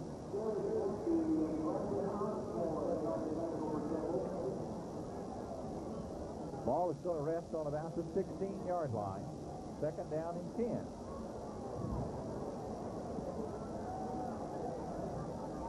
Newberry again. This time he hands off to Dwayne King. Dwayne King will be brought down for short yardage. Maybe pick it up. Maybe pick up a yard. It'll be close. I'd like to point out the job Mark Churchwell did that time, number 75. He really fought off that blocker who was trying to hook him or pin him in, and he forced the play up inside. That's just an outstanding play by the defensive end. The clock is ticking down with 21 seconds, and Tyler Lee seems to be taking their time. Perhaps they're going to simply let the clock run down, or they will attempt to do so. I doubt very seriously if we'll get off another play in this half. No, sir, it will not. It will tick down to 3, 2, and 1, and that's it. The first half of this ball game is over with the Temple Wildcats lead by a score of 42-7. We'll be back to bring you all the halftime activities right after this. What can you do with $20? Take it to your Central Texas GMC truck dealers in Temple and Killeen, and you'll be amazed what $20 can do. Just combine your $20 with the factory rebate available on new Jimmys, Sonomas, or GMC vans. With the rebate assigned to dealer, your down payment is only $20. So come to Jim Tranum in Temple or Cleo Bay in Killeen. But hurry, see what $20 can do at your Central Texas GMC truck dealer. Welcome to the halftime activities here in Wildcat Stadium as the Temple Wildcat Band prepares to come out on the field. The Golden Wildcat Awards this week, sponsored by First National Bank, was awarded to Dick and Gloria, the co-presidents, I guess, of the Booster Club. As the Jackson family is heavily involved in the band, and they also wanted to promote a number of different activities, including the selling of cushions for the Temple Wildcat Band Boosters Club. So our congratulations to Gloria and Dick Jackson this week, who were the recipients of the Golden Wildcat Award sponsored by First National Bank. We'll have an interview with the Band Booster president next week as the Temple Wildcats host Waco. But right now, as they get prepared to go out on the field, the fabulous Temple Wildcat Band halftime show. The kitten number will be our guest from the movie Beauty and the Beast. They'll be doing a high kick routine. The kitten officers this year, Captain Stephanie Westfall, First Lieutenant Sonia Child, Senior Lieutenant Mitch Hurley, Senior Lieutenant Shelby Ringstaff, Junior Lieutenant Natalie Ball, Junior Lieutenant Christy Caswell. And the band's second number will be Music of the Night from Phantom of the Opera, featuring soloists Chad Latham and Jennifer Spikeman on French horn. The band's third number, of course, is Since I Fell For You, an old Giro number. Soloist for that number will be Justin Sharrock on trumpet. And, of course, they'll close out with Flight to the Condor Reprieve. Our band officers this year for the Temple Wildcats are President Jill Jackson, Vice President Jenny Spikerman, Secretary Jamia Belmer, Treasurer Chad Latham, Historian Ashley Price, Reporter Wendy Adams, Chaplain Chad Martin. Our flag captains are Kendra Thurman, Shelley Wallace, Tanya Tennant, Jennifer Hudson. Kit director is Emily Cadell. Our color guard director is Wayne Killingthorne. Of course, the band directors are Tim Taylor and Leland Sherrock. And now let's go down on the field and enjoy a fabulous halftime show by the Temple Wildcat Band.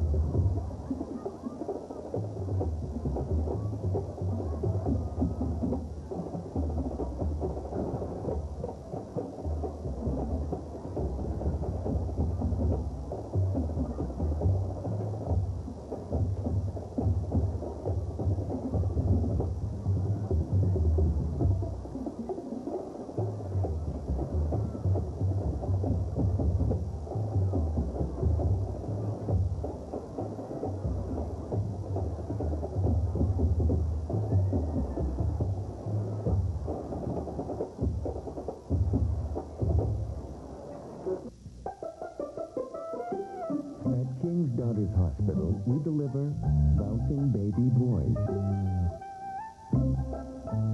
bouncing baby girls, and all the joy that bouncing babies bring. King's Daughters Hospital, delivering happy babies to you.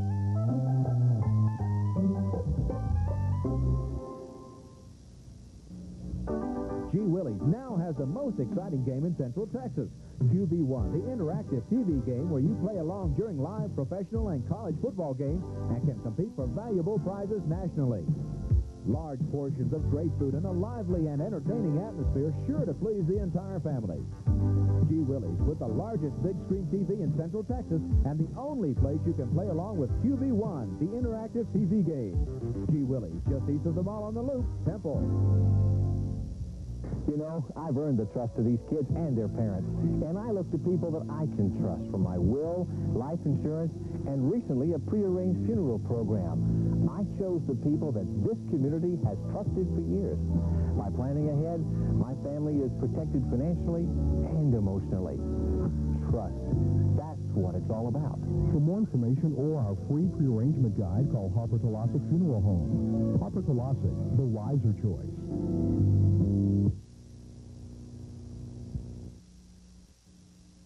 Welcome back, everyone.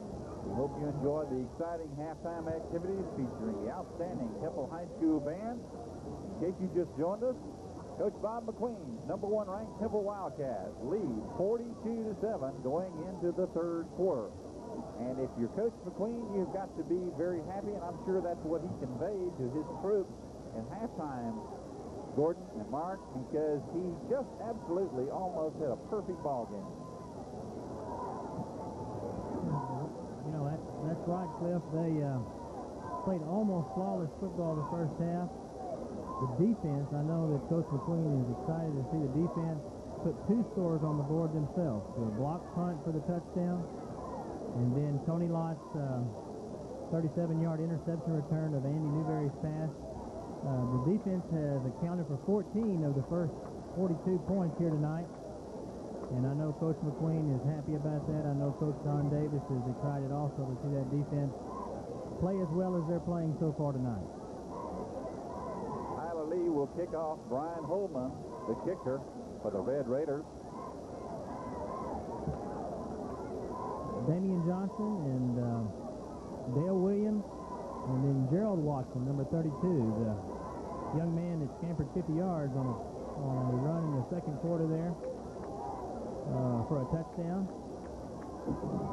I've been very impressed with the Wildcats' returns on both punt returns tonight. The punt returns they've done a great job returning the football. Let's look at the kickoff, see if they can get a good return off here to start the second half. Holman kick goes down to the left side. Bobbled and picked up. Gerald Watson, Cliff, on the return. Watson made a pretty good return that time, bringing the ball all the way back up to the 23-yard line of Temple, so that's where they'll start the third quarter. And now you've got to wonder about the Temple Wildcats, that they will be looking to do a number of things. They will play a lot of junior people and people to get some good experience in, and you know that Coach Bob McQueen right now has got to be looking ahead just a little bit to the big showdown with Waco next week. It is just inevitable that that's what he would do. Three wide receivers out to the left as Adrian Woodson, the quarterback, takes the snap. He'll swing out to the left. Passes, has a man wide open, and he hits Scott Marvick. Scott's only, he's finally brought down at the Tyler Lee 37-yard line. Oh, my goodness, he was wide open. Beautiful play. Scott's doing a great job this year. I don't know how many times Scott has caught a ball this year on a similar pass pattern, but that's the old drag route. Adrian threw a beautiful ball right on the money. So the Temple Wildcats begin with a bang the second half, just as they began the first half. First and 10. The ball is placed on the 36-yard line of Tyler Lee. Three wide receivers out to the right. Woodson, short step. Going to throw it down the right sideline. Got a man wide open. And he tried to hit Damian Johnson. And just a great play defensively that time by Tyler Lee. And number 81, Destin Keaton, made a great play, batting the ball away at the last minute there. Adrian laid it out for Damian to run under, and left cornerback Keaton comes in and gets a hand on the ball and slaps it away. Keaton has 4.5 speed and started last year. He's a senior at 160 pounds, and he's a pretty good matchup for Damian Johnson, who's also very swift and one of the leading receivers, if not the leading receiver this year. Second down and 10. Woodson will hand it off down the left sideline. This time the ball goes to Delarius Wilson. No, correction. Gerald Watson again on the carry for there's a lot of 6 yards. Yes, there's a lot of fresh faces in the lineup for Temple, and I would expect that Bob McQueen would show even more as this ball game continues. Should they go on to victory, the Temple Wildcats will finish the first half of the season undefeated, 5-0. Outstanding accomplishment, Cliff. Woodson on the keeper. Drives down to about the 26-yard line. Will be close to see where they mark it for the first. Referees are looking it over.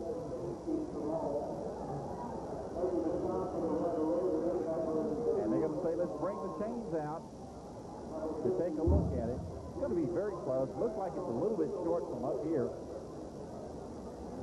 At this point, actually, it's academic, fellas, because you're leading 42-7, and you're driving what may be your next touchdown drive, and that sounds a little bit presumptuous, but as smooth running as the Temple Wildcats have been tonight, you've got to believe that's exactly where they're headed. Well, Coach Queen has a great way of keeping you focused on the business at hand, and the business at hand is finishing this second half and taking care of that before they move on to Waco. I'm sure he's going to want to accomplish some things here in the second half. I am sure that the subject of Waco came up at the dressing room at halftime. I'd bet book on it. We got a fourth down and about 4 inches, and Priest Thomas comes in. Play tight end. They have a double tight end set now with Gerald Watson as the tailback. Fourth down and inches for Wildcats. Oh, not only is he going to make a first down, he may go in for a score. Oh, what a nice Gerald run Watson that again. time. Gerald Watson again for 15 quick yards on a 4th and inches. That was a beautiful cut by Gerald. It's an immediate decision on his part to go to the outside, and boy, was it the right one.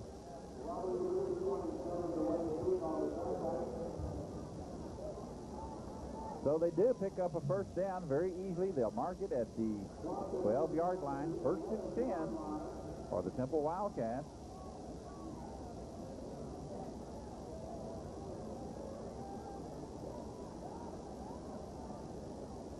Wilson in motion to the right.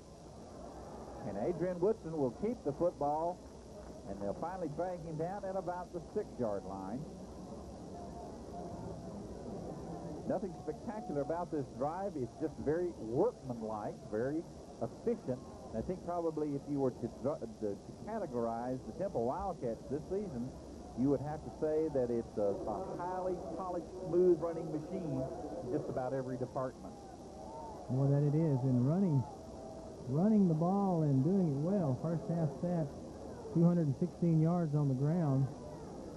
Pitch out to Watson. Watson driving down near the goal line. They'll probably drag him down out. They'll probably drag him down at about the 2.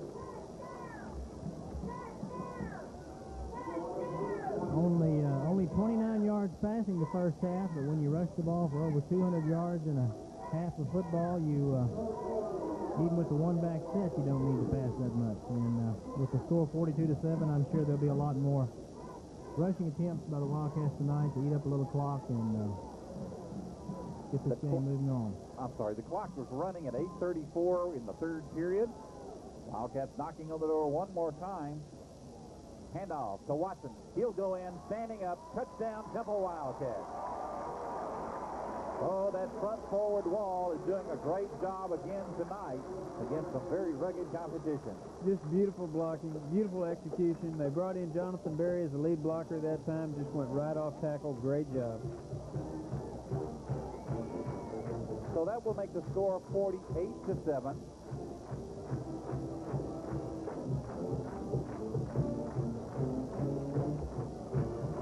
We get ready for Danny Magana to attempt the extra point.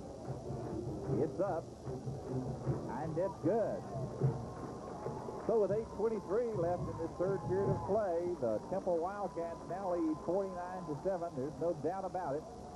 This will be victory number 5 for the number 1 ranked Temple Wildcats. And going into the spring, when the schedule was made out, Coach Bob McQueen made no bones about it. He said that he would probably either be 0-5 or 5-0, and he predicted that he would be competitive, as he so fondly calls it. And boy, has he. When you knock off Converse Judson, Tyler Lee, Odessa Permian, the best of the best, you deserve to retain that number 1 ranking. That's exactly what's happened. Well, I think that last drive was kind of typified the team all season. They took care of what they needed to do. They came out the second half. They wanted to get the offense one more drive, and they did that. And, of course, they've been so able to be focused each and every game on a particular opponent they're playing. I think it's just an outstanding accomplishment. Magana's kick goes down to the left side. A scramble on the handoff for the return. And pretty good return that time, all the way up to about the 28-yard line. Dana President making the tackle on Hawani Amy, which is a very difficult name to pronounce. We hope we're not mispronouncing that young man's name. 160-pound senior. Let's give credit where credit is due. Tyler Lee is not a bad football team, not at all. It's just that Temple is clicking on all cylinders right now, and that's a very difficult task to try and stop them. Well, that's right. They come into tonight's contest again ranked 15th in the Associated Press poll, so they are a good football team. They have had some injuries, but they are a good football team. That time we saw Dwayne King, running back for Tyler Lee, drive up to about the 37-yard line. Made about 8 on the play. Make it 2nd down and 2. And that's King's 4th rush tonight. That's the first one for any positive yardage. He's had -2, 0, and 0. I'm sorry. If you're Coach Biff Peterson, you're probably going to try to establish somewhat of a ground game before you're going to go into the air, but I can assure you we'll see that passing game come back.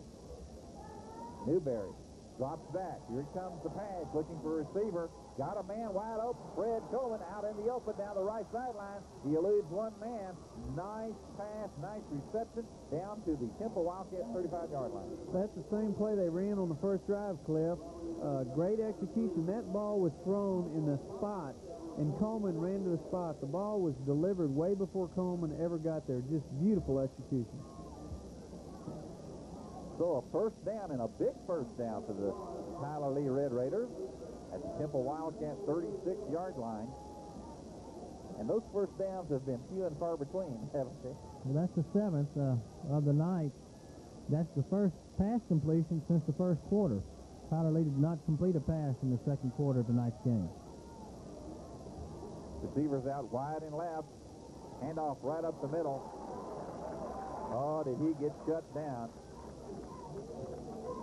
As we see Dwayne King absolutely smothered, led in part by Donjay Martin. Priest Thomas also in there on the tackle. The Wildcat fans love that play. You could hear that hit all the way up here. Well, Priest Martin at 230 pounds and Donjay Martin 230 pounds just made a sandwich that time of Dwayne King, 170-pound sophomore back.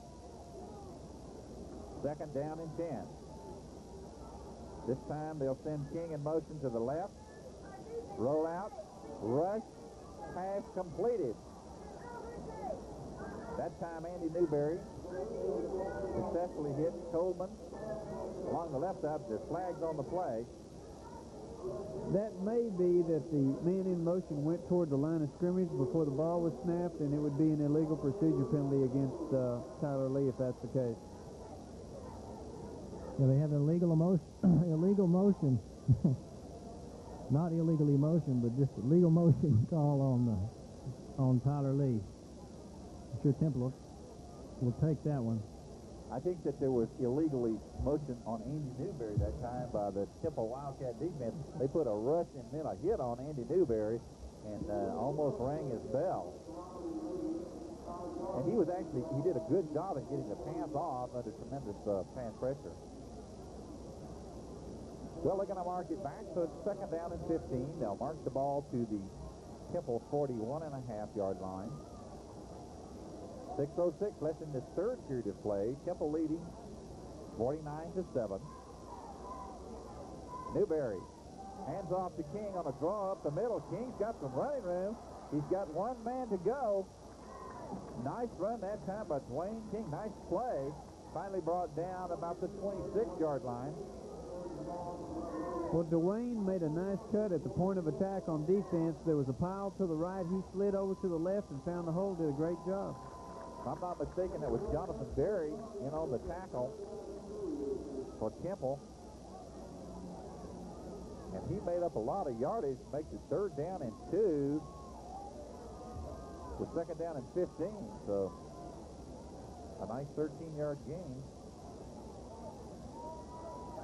Again, this time they hand off to fullback Cannell Williams, who's going to drive and try to make the first down. It will be close. We'll see where they spot the ball. And this is a very important drive to Tyler Lee, as the referee says, no, sir, you did not make it. You're a little short. So make it fourth down, about 2 to go. And that's a very long 2, by the way, at the Temple Wildcat 27-yard line. You know Tyler Lee's got to go for it here, trailing by as much as they are. Psychologically, they need this first down. Newberry looks to pass. Oh, in and out of the hands of Coleman. Good defensive effort that time by Temple. Priest Thomas on the coverage in the flat area. Just overall, great defensive coverage that time on the pass play. And I'll tell you what, the Temple Wildcat defense certainly has done its homework on Andy Newberry and company. They have really bottled up one of the finest receivers in the state of Texas in Fred Coleman from Tyler Lee, as they take over now on down at their own 27-yard line. 4:31 left in this third quarter of play.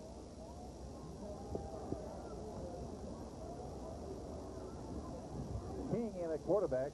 Justin Lee in at quarterback. He'll hand off right up the middle. This time he's going to hand off to Neville Malone, the sophomore fullback for Temple.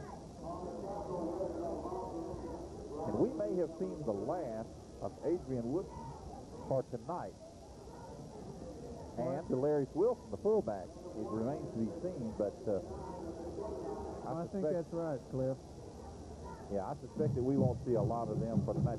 They've had a great night. Well, Adrian, 3 out of 9 passing, but for 70 yards, and doing a real good job rushing the football also.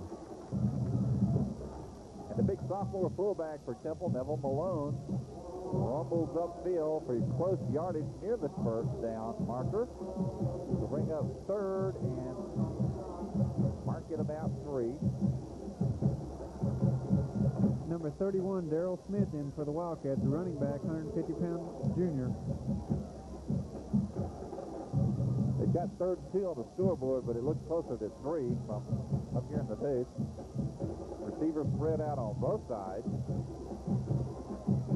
Again, handoff right up the middle, and they're going to stop you short of the first down, well short of the first down, as the quarterback, Justin Lee, handed off fullback Neville Malone. These young men are showing a lot of promise, and now we have only the 2nd punt by Temple all night.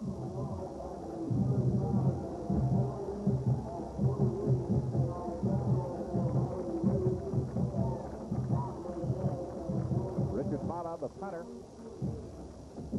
Richard has done a fine job of punting this year. Of course, the great punt he hit against Odessa Permian down here when Temple needed a huge kick, got him out of the hole late in the ball game. Mata will punt from his own 22, get some pressure, and kind of shanks it off of his right side there, right side of his foot. Gets a pretty good roll. No return on it. They've brought it out of bounds, although there's a flag way back upfield. They marked it out at about the 32 of Tyler Lee. That'll be a first down for the Wildcats. That's offside, preliminarily ruled by the referee. If that be the case, that'll be a 5-yard penalty and be good for a first down. The first half statistics, Gordon, are absolutely phenomenal in the control of the football game by the Temple Wildcats.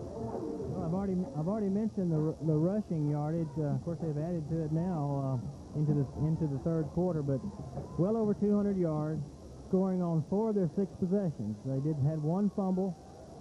They had 1 punt, and of course the other 2 scores came by the defense on the blocked punt and the interception return for a touchdown. Well, that penalty gave Temple a first down at about their own 40-yard line, so they get to do it all over again. Again, handoff up the middle to Malone. And he'll make a little yardage. They'll spot it at the 42. So if you're Tyler Lee, you can't seem to do anything right. You have a pretty good drive going. You get down into the Wildcat territory, and on 4th down, you can't punch it across for the badly needed first down. And that series was the only time they touched the football in the second half of play. Lee, a pass. This time he tried to hit Tracy Ball, and the junior just let it bounce out of his hands. Pretty well, the pass was on target. Well-timed hit on that play by the defensive back.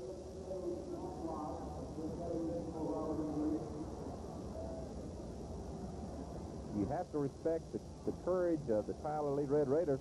They have not given any indication of giving up, but clearly they were outclassed here tonight on this football field.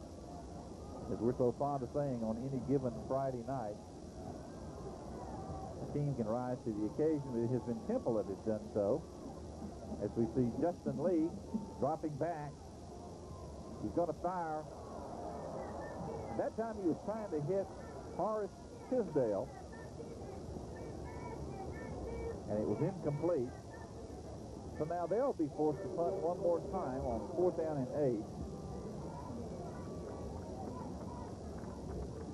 8. Richard Mata again will do the kicking, will do the punting for Temple. And he'll probably kick it from his own 28, 27-yard line. Tyler Lee back deep to about their own 20. All the time in the world, no pressure. Low kick, but going the distance. It'll be fielded at the 25.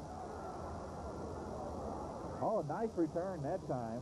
And as they unscramble, we'll see that it was Kawani Amy. She's had a pretty good night in that department. Returned the ball all the way up to make it the 42-yard line. So once again, Tyler Lee, 3 wins, no losses, 1 tie. We'll have the football and see what they can salvage in the way of a score. They trail 49-7 with 1:10 left in the third period.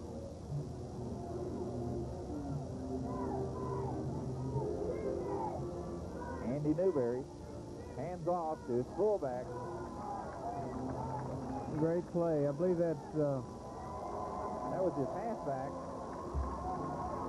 Akia Bowman. That's Alton Berry in there on the tackle, I believe, and Richard Mata for the Wildcats. Clock is ticking down now with 49 seconds left in this third period of play. It's been all Temple Wildcats, and that's good news for the blue and white fans, as their team will go to 5-0 for the season as they go into district competition. And what a way to kick off district then with the Waco team last year was just phenomenally good. That was a strike right there from Newberry. He's got a very strong arm, kept the ball low, and threw an excellent ball that time. If I'm not mistaken, he hit Nikita Bowman. They marked the ball at the Wildcat 45-yard line. I'm sorry, that was Fred Coleman in on the reception. Hard to tell, looks high up in the booth.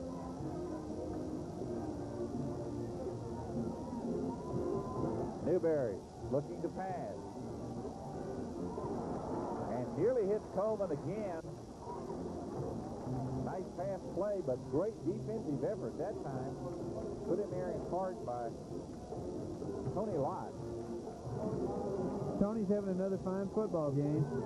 That was a great fake by that time by the quarterback Newberry to get free on the outside, but just great defense by the Wildcats.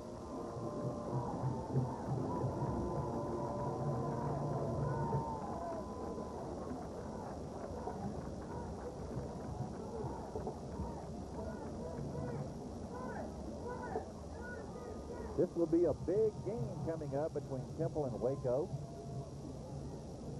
Well, the Wildcats would love to beat the Waco Lions.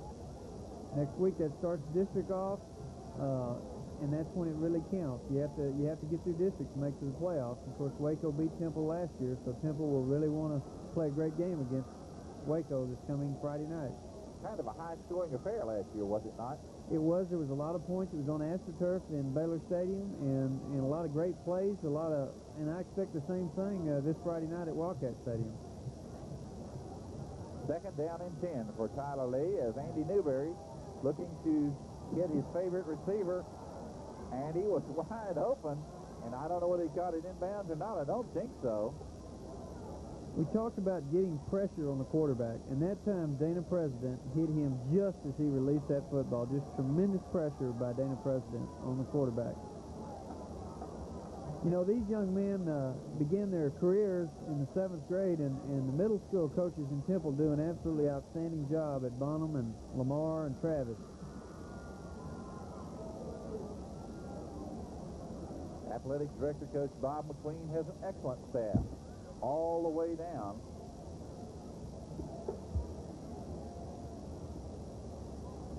.11:52 in this third quarter of play. Wildcats lead 49-7 as Andy Newberry lines his Tyler Lee Red Raiders up. He'll be dropping back to pass. He's going to throw a little screen. That time he hit Cannell Williams on a little short screen up the middle. Made pretty good yardage out of it that time. We should give credit where credit is due. These middle school coaches include at Bonham Henry Doherty, Buzz Gover, Dana Holcomb, Jeff Everhart, and over at Lamar, Tim Butler, Bobby Campbell, Robbie Edwards.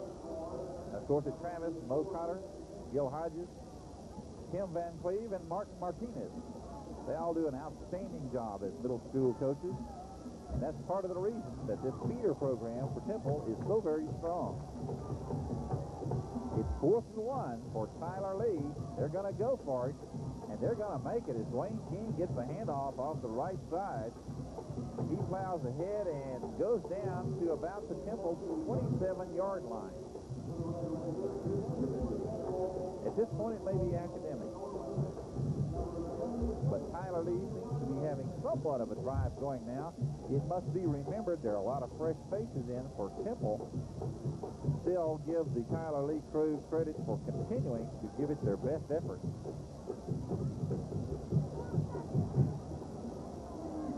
First down. Coleman out wide to the left. Newberry handed it off right up the middle. I believe that Canelo Williams again got the call.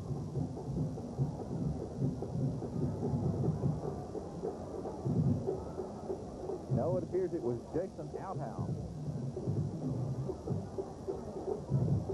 Jason drove the ball down, and they marked it at the 27-yard line. I don't name them, folks.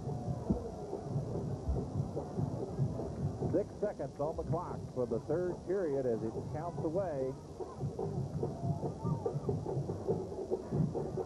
No, I'm reading the clock wrong. It's been a long ball game. There's a pass and a catch for a touchdown for the Tyler Lee Red Raiders. Newberry to Coleman. And that's just a glimpse of the athletic ability that those two young men have. Picture perfect. Absolutely tremendous throw. Of course, Greg Steele back on the defense had pretty good position. It's just a great athletic move by the part of Coleman. If you remember that first catch in the first half Coleman made, it was just unbelievable. It's a great catch. And there again, he displays some of his athletic talent.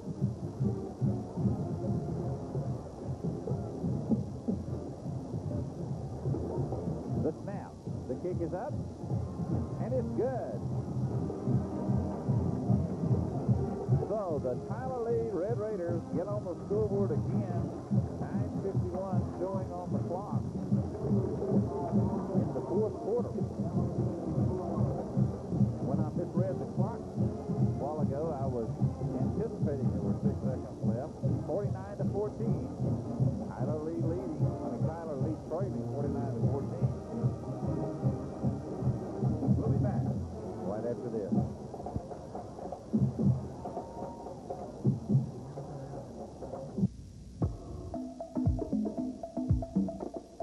King's Daughters Hospital announces something really worth celebrating. It's the Women's Connection, a special program at King's Daughters especially for women.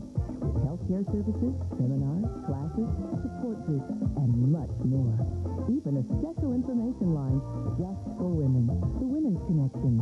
All kinds of services for all kinds of women. To find out more, call the Women's Connection today.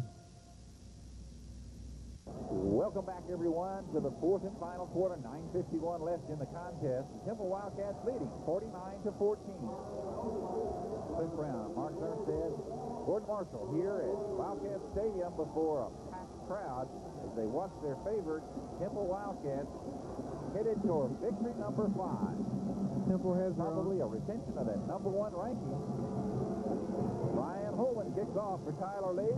It's going to be taken at about the 25-yard line and returned back 10 yards. This time Dale Williams picked it up and he returned it 10 yards, or a little over 10 yards. So the Temple Wildcats will set up shop from their own 35-yard line. Justin Lee, the quarterback for the Temple Wildcats right now.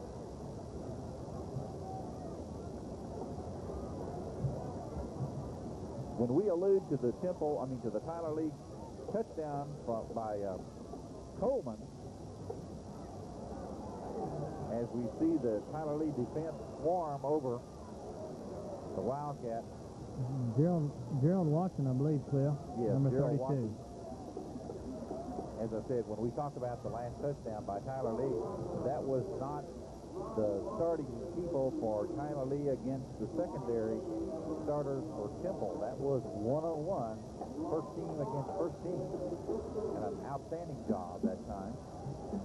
But Newberry hit Fred Cohen for the touchdown. Lee throws a pass. Looked like it was an intended screen pass to Gerald Watson. And it was just a little bit over his head. The timing just a little bit off. It was developing quite nicely, but just a little bit off the fingertip. Well, Justin's trying to get a little rhythm here. He's looking for his first completion. I'm sure he'll get an opportunity here to get that one under his belt and get into a little bit of a groove here. Great to see him getting a little time to work here tonight. 9:03 left in the fourth quarter. And I'm sure the third quarter statistics show the same kind of dominance Wildcats have demonstrated all night long. Yeah, Cliff, they've amassed 18 first downs through the first three quarters, and this one almost, oh, he's going to be short, but 18 first downs through three quarters, a pretty good clip. Gerald Watson that time on the run right straight up the middle did a good job that time, Mark. Got the ball up about the 41-yard line. Gerald really has made some great runs this evening. Gerald's going to be the leading ball carrier before the night's over here. He's over 90 yards now. Fourth down and 5 to go for the Temple Wildcats, and they're going to punt it out. As we see Richard Mata preparing to punt from his own 26-yard line. No rush. Gets a nice punt away. It'll be fielded at about the 22 by Fred Coleman, and he returns it up to the 26. Priest Thomas on the open field tackle that time. Kawani Amy, I'm sorry, not Fred Coleman on the return. You know, years ago, district starts next week, and years ago that used to signify the Temple Wildcats would wear leggings, which were pull-up leggings. And in 1976, they won their first 3 ball games, and that's why they continue to wear the socks. And next week, you'll see them in the socks instead of the old leggings.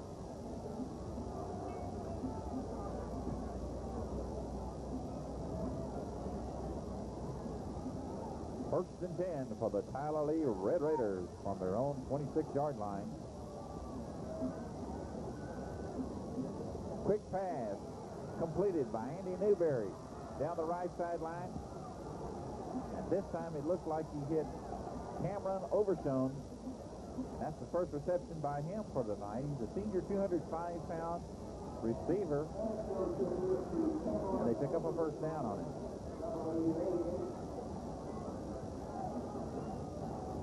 And that pass play had somewhat of a familiar ring to it. I believe they've tried that before.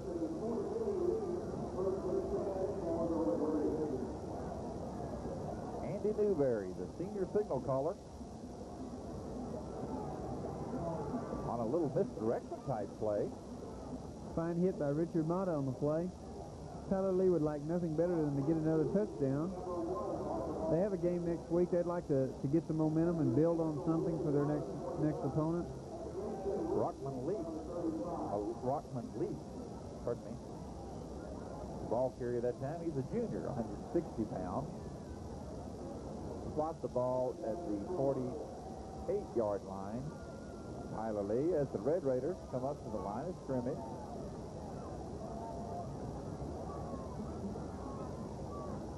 Newberry drops back to pass, looks for a receiver.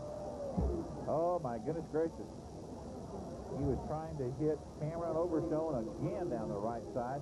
They may have tried to change tactics a little bit now because the defense obviously is keying on receiver Fred Coleman, and by and large has done a pretty good job in covering and curtailing his activity.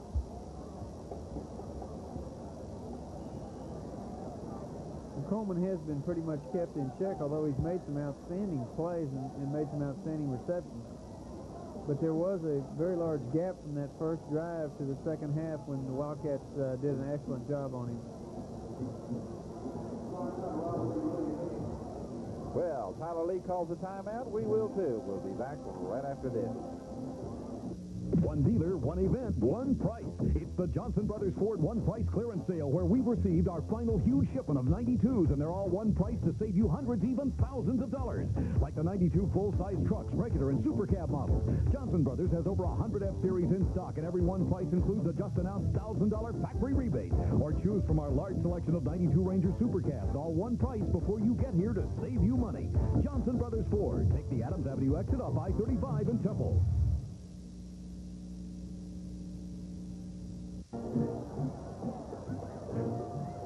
Welcome back, everyone, to Wildcat Stadium in Temple, Texas, where Coach Bob McQueen, number one ranked team, leads the Tyler Lee Red Raiders by the score of 49-14. And it's been Wildcat country all the way here tonight. Tyler Lee currently has the football, 3rd down and 4. It's marked on their own 48-yard line. You have to think Fred Coleman again.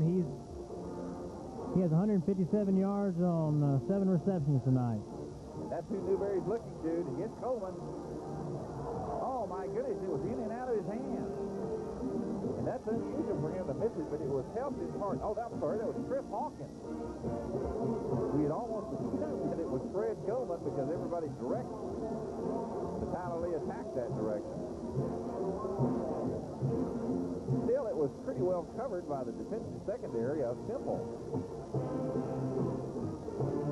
Eric Womack, playing right cornerback now, had a chance for the interception, or Oski as they call him, and it slipped through his hands there, but he's in good position.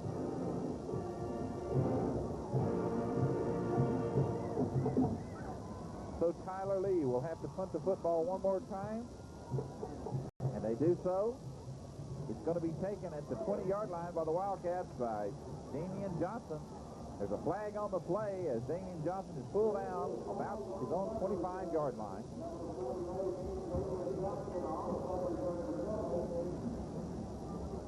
Well, that flag was thrown in the area. You normally get a illegal block in the back or clipping penalty, something of that nature.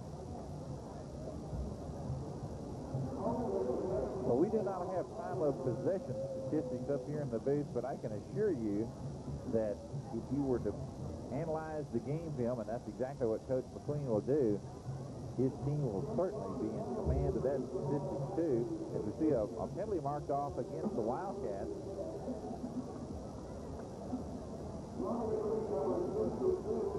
So that's about the ball back on their own 15-yard line. This may be their poorest field position of all night. Justin Lee, the quarterback, will swing out to his right, looking for a receiver, but will keep the football. Oh my goodness, he fumbles the football. It's going to be recovered by the Tyler Lee defensive player by the name of Cameron Overstone. No, Edward Brown. It was 68 instead of 88. Big break here for Tyler Lee.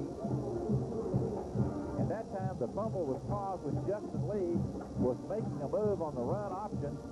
Simply had his arm hit, and the ball popped loose. And the alertness of Tyler Lee puts them in prime position on the Temple 15-yard line.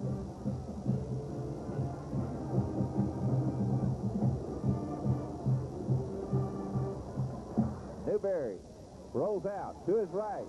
He's being pressured. Fires, lets loose, and overthrows a man. If there's a flag in the end zone, we may have pass interference.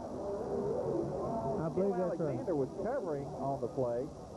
I believe that's right. Clip will have pass interference. Great job by Richard Mata chasing the quarterback, getting some pressure on him, but I believe that's what they're going to call pass interference. Hassel Jones was the intended receiver, so that's a big break. Cameron Overstone is the receiver. I've got to get better glasses, fellas. I'm seeing 1-8 when there's 2, so I must be getting better glasses. Doesn't matter because Coach Jeff Peterson's crew right now is knocking on the door for Tyler Lee. They'll spot it at about the 1-yard line. Newberry will toss it quickly into the end zone to Coleman for a touchdown, but before anything happens, the referees say, no, sir. We've got a flag on the play, whistles are blown,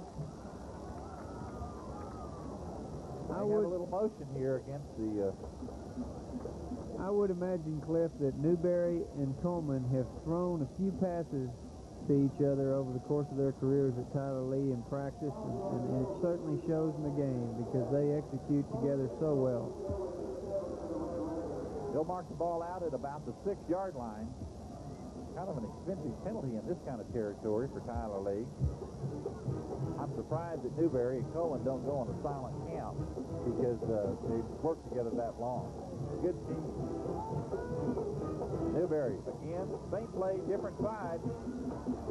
This time he jumped up hard in the right corner. It was incomplete. Broken up in part that time by Tim Alexander, who did a good job for Temple. And I'll tell you what, these younger players playing in the defensive secondary are showing some real talent and getting some valuable experience without having to endanger the outcome of the football game. We have 6:29 left in this game. Keeper tossed it out to Coleman. No, to Dwayne King, and he'll dance in. Touchdown, Tyler Lee. Nice run that time by Dwayne King on the pitch out around the left side. 6 yards out. So now Tyler Lee has scored 2 quick touchdowns. Score is now 49-20. And there's a lot of time left in this football game if they cause fire. Well, Tyler Lee definitely is going to feel a little bit better about themselves with this fourth quarter performance they've had. Brian Holan's extra point kick is good. So now Temple leads by the score of 49-21. We'll be back right after this. Gee Willie's now has the most exciting game in Central Texas. QB1, the interactive TV game where you play along during live professional and college football games and can compete for valuable prizes nationally. Large portions of great food and a lively and entertaining atmosphere sure to please the entire family. Gee Willie's, with the largest big screen TV in Central Texas and the only place you can play along with QB1, the interactive TV game. Gee Willie's, just east of the mall on the Loop, Temple.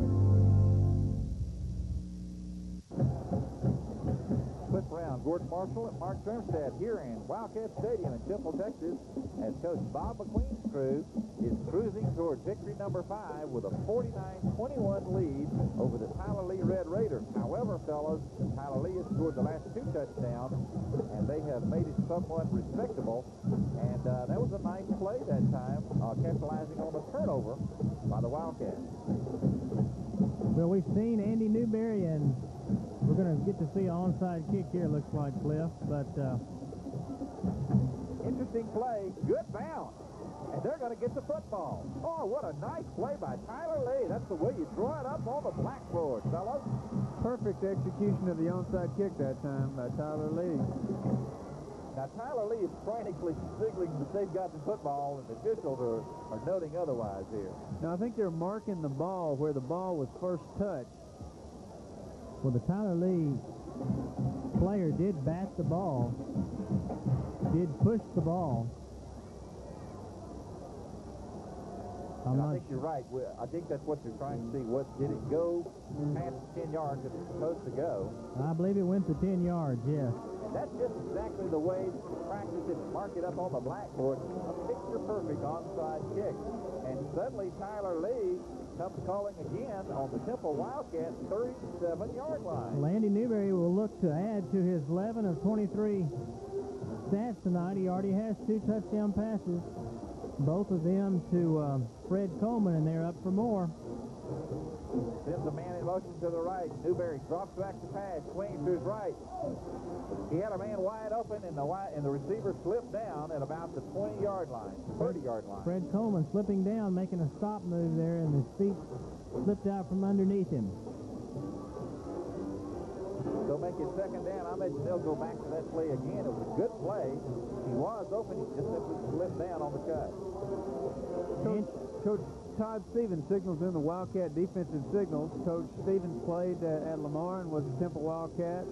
Does a great job here at Temple High School. Newberry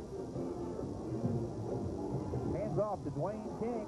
King's got some running room, gets around one man, trying to get to the outside, and they finally push him out of bounds somewhere near the 28-yard line of Temple. Well, I think Coach McQueen's going to want to finish this game on a positive note, and he would like the defense to make a stand here and hold them. It is very difficult when you have such a commanding lead to sustain that intensity. You know, when you're 5-0, number one in the state, and you lead 42-7 or 49-14, it's very difficult to do, and Tyler Lee certainly is capitalizing on that. They're playing heads-up football. They're fired up out there right now.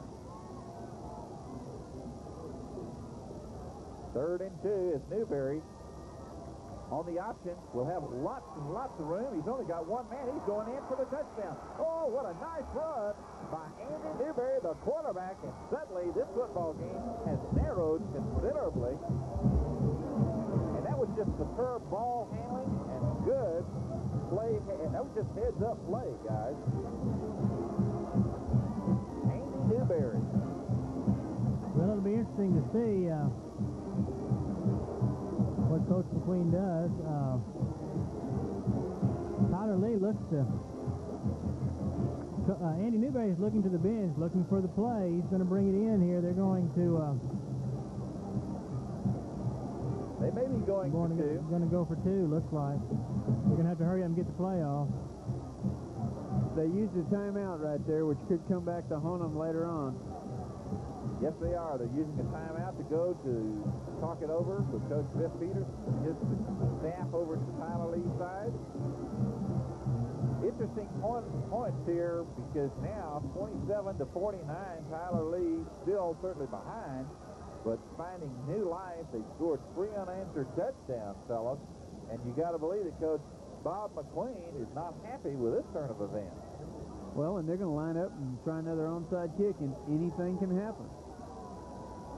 And now you're going to see, I think, probably some of the starters back in there for the Temple Wildcats as they begin to regroup and take a look at what undoubtedly will be a 2-point conversion effort.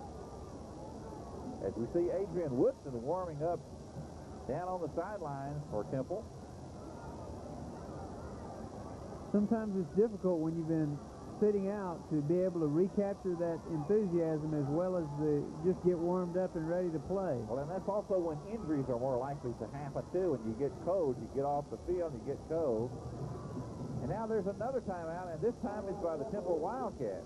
So while they take one, we will, too. We'll be back right after this.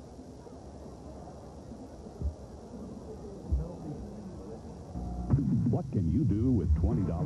Take it to your Central Texas GMC truck dealers in Temple and Killeen, and you'll be amazed what $20 can do.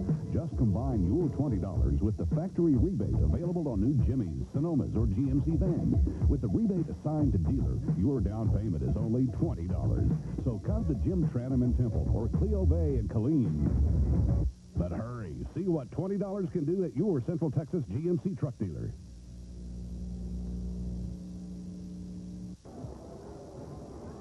We're back at Wildcat Stadium, 5:16 left in this football game. Temple leading by the score of 49-27. Earlier it was 49-14. And the Tyler Lee Red Raiders have come storming back here as they get ready to go for 2 extra points. Handoff, sweep around the right side. Will he make it in? No, sir. He does not. Good defensive effort to stop Destin Keaton. Greg Steele in there, knocking that 2-point conversion away. That was just absolutely outstanding play by Greg Steele. Just a super play. That was a one-on-one situation, and he really took care of business, didn't he? He really did. He did a great job of staying at home. The receiver for Tyler Lee on the reverse put several moves on him, but he was not able to get away from him. So the Temple Wildcats are all gathered over to the side of the field, and they're talking to the officials and the referees. I'm not sure what that's all about. I didn't see a penalty on the play. Well, I believe they may have picked up a dead ball foul here. Tyler Lee was going to go for the onside kick anyway, but I'm sure this is going to make it that much easier for him to go. The Wildcats get ready to receive the football. There was a flag, obviously, because the referee is marking it off. Tyler Lee is going to be able to kick the football off on the Temple 45-yard line. What did we have there, fellas? Unsportsmanlike conduct call against the Wildcats. I don't know what I didn't see it, but that's the call. Might have been called on Prez Thomas, although I'm not sure because we saw in talking with several coaches on the sideline, we never saw the flag. Does not matter. We still have a 49-27 football game, and the Tyler Lee Red Raiders say, let's get on with it because we're fired up. The Temple Wildcats have got to be saying right now, all right, we have to get back into this game mentally. And I'm sure that's what Coach McLean would like to see at this point. We could go again with kind of the student body left onside kick. Here they come. Well, they did it once. Will they be successful twice? As Holman tries it, going to get a good bounce, but this time well covered. Greg Steele on the recovery. Greg Steele's having a nice night. I'll tell you what. He just made a great play on the two-point conversion. Now the onside kickoff attempt by Tyler Lee. He downs the ball. Temple will take over on his own 38-yard line. Of course, Greg Steele returns punt, got great hands. Did a great job. Adrian Woodson now back in as the quarterback for the Temple Wildcats. Gerald Watson, single back. Woodson, hands off, to Watson. Watson scrambles right up the middle. Drives up to the 42. And I would imagine you're not going to see a lot of passing at this point in time. Just some good 3 yards in a cloud of dust type football for Wildcats. Well, I think the Wildcats are just going to try to come right at them, control the football on the ground, and take some time off the clock. Psychologically, they may have been in, I don't know, in neutral for a little while there. But now, not anymore. Woodson bootlegs out to the left, going to get pressure and passes. That time he tried to hit Scott Marvick on the right side, but a lot of pressure put on by the Tyler Lee defensive unit. There is a flag on the play.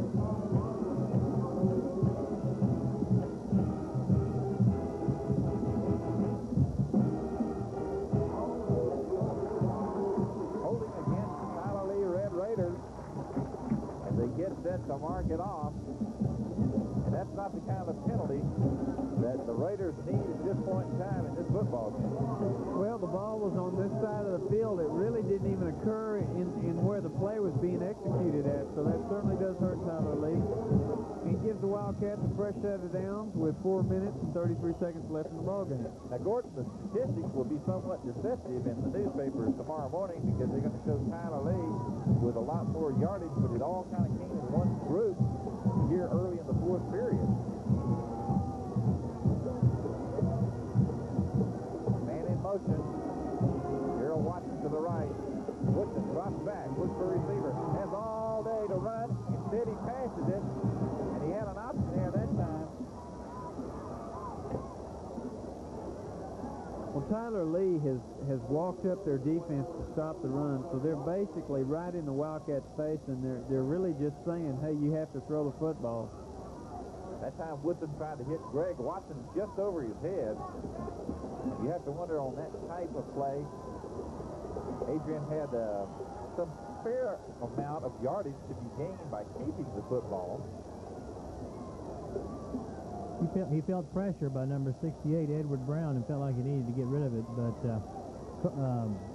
Cliff Adrian's 3 of 11 tonight through the air. He still has not thrown an interception, but I know he would probably like to fine-tune just a little bit more here and get things back on the positive mode. Gerald Watson straight up the middle. Drives for yardage down past the 45-yard line to about the 44. As the Wildcats get ready to move into district play, District 13-5A.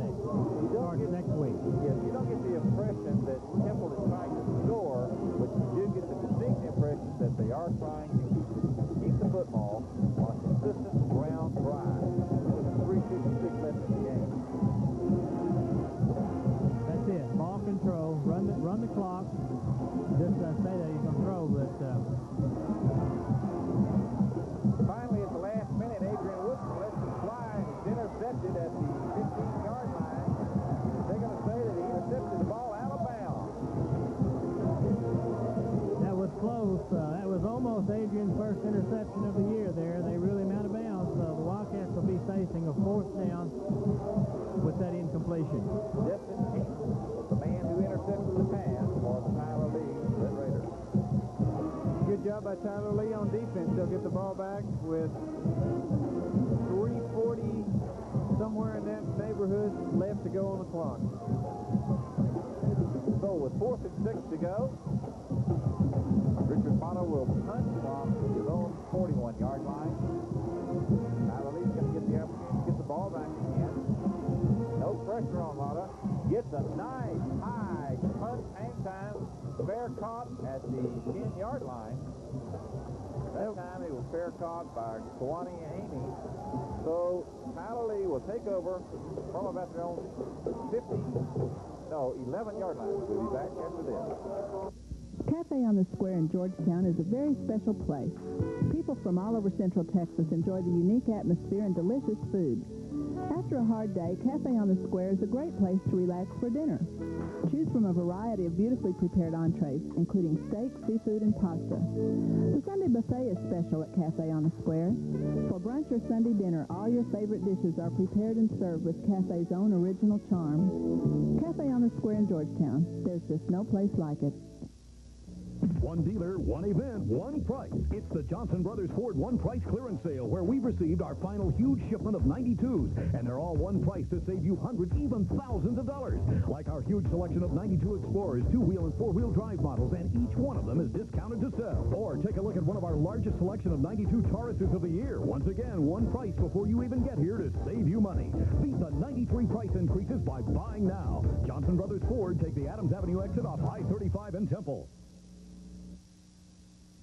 Tyler Lee has the football. Quarterback on a keeper. He may go all the way. Only one man between him and the goal line. Oh my, Andy Newberry had a fine run and finally chased down by Tony Lott, who came from all the way across the other side of the field.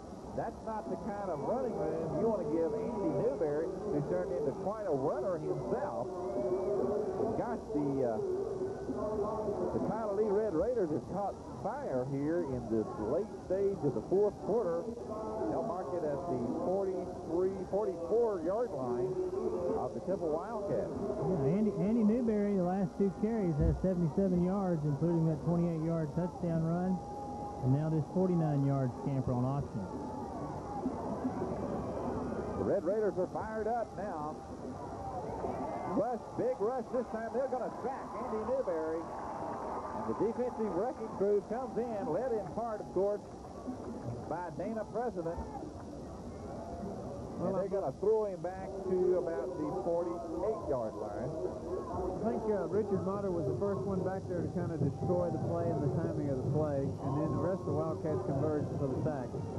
And boy, would the Tyler Lee Red Raiders like to get a score at this juncture in this ball game with 2:51 left. They trail 49-27.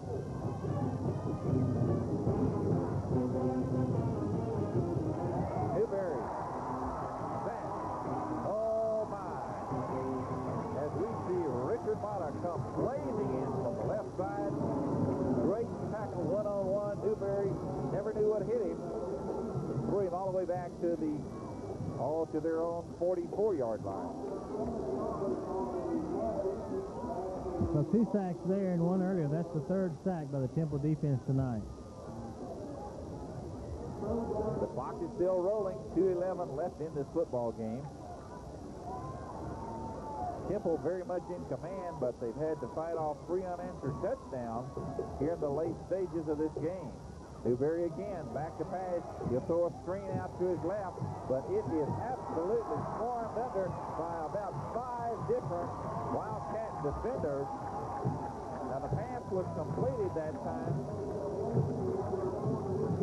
to Taylor Goodman of Tyler Lee for a tremendous net loss. The ball's going to be marked up at about their own 35-yard line.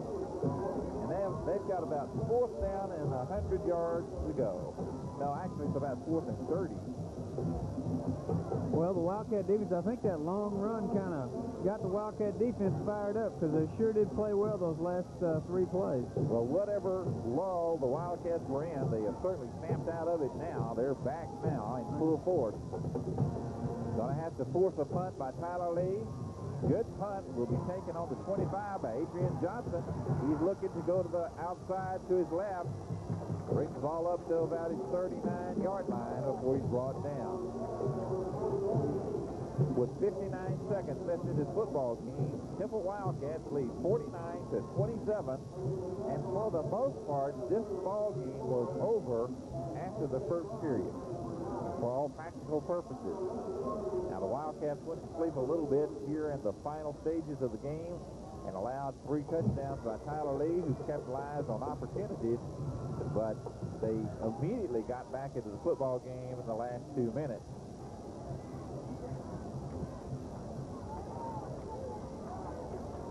Handoff to the right side.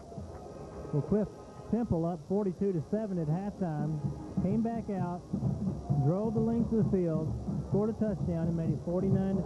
And they were in control. And as you mentioned, though, good talent on the Tyler Lee side of the ball. Andy Newberry getting loose for a run, throwing to Coleman for another one, and before you know it, they scored 20 unanswered points. But at one time, the score was 49-7, and like you said, that by all practical purposes, at the end of the first quarter and even halftime for that matter, the ball game was well in hand.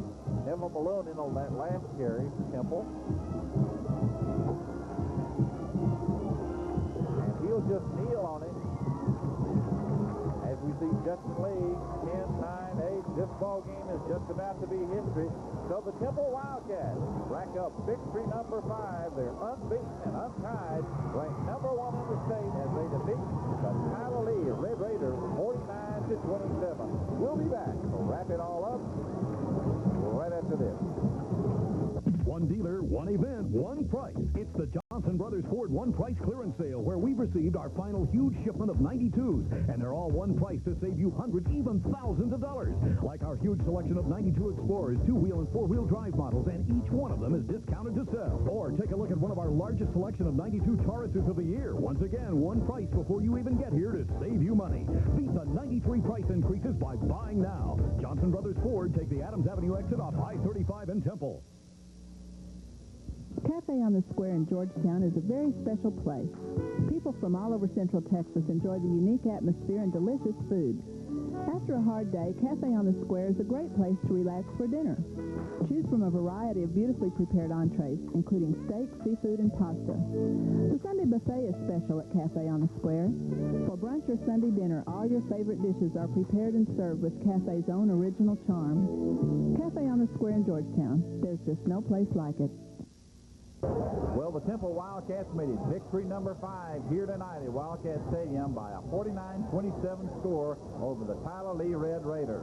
Now, this ball game was in Temple's control early in the first quarter, and they went on to a 49-14 lead and really kind of went into cruise control until the remaining minutes of the ball game when Tyler Lee came storming back. However, the Wildcat defense got caught on fire once more and shut them down, and I know that Coach Bob McQueen, Mark, has got to be happy with what he saw here tonight.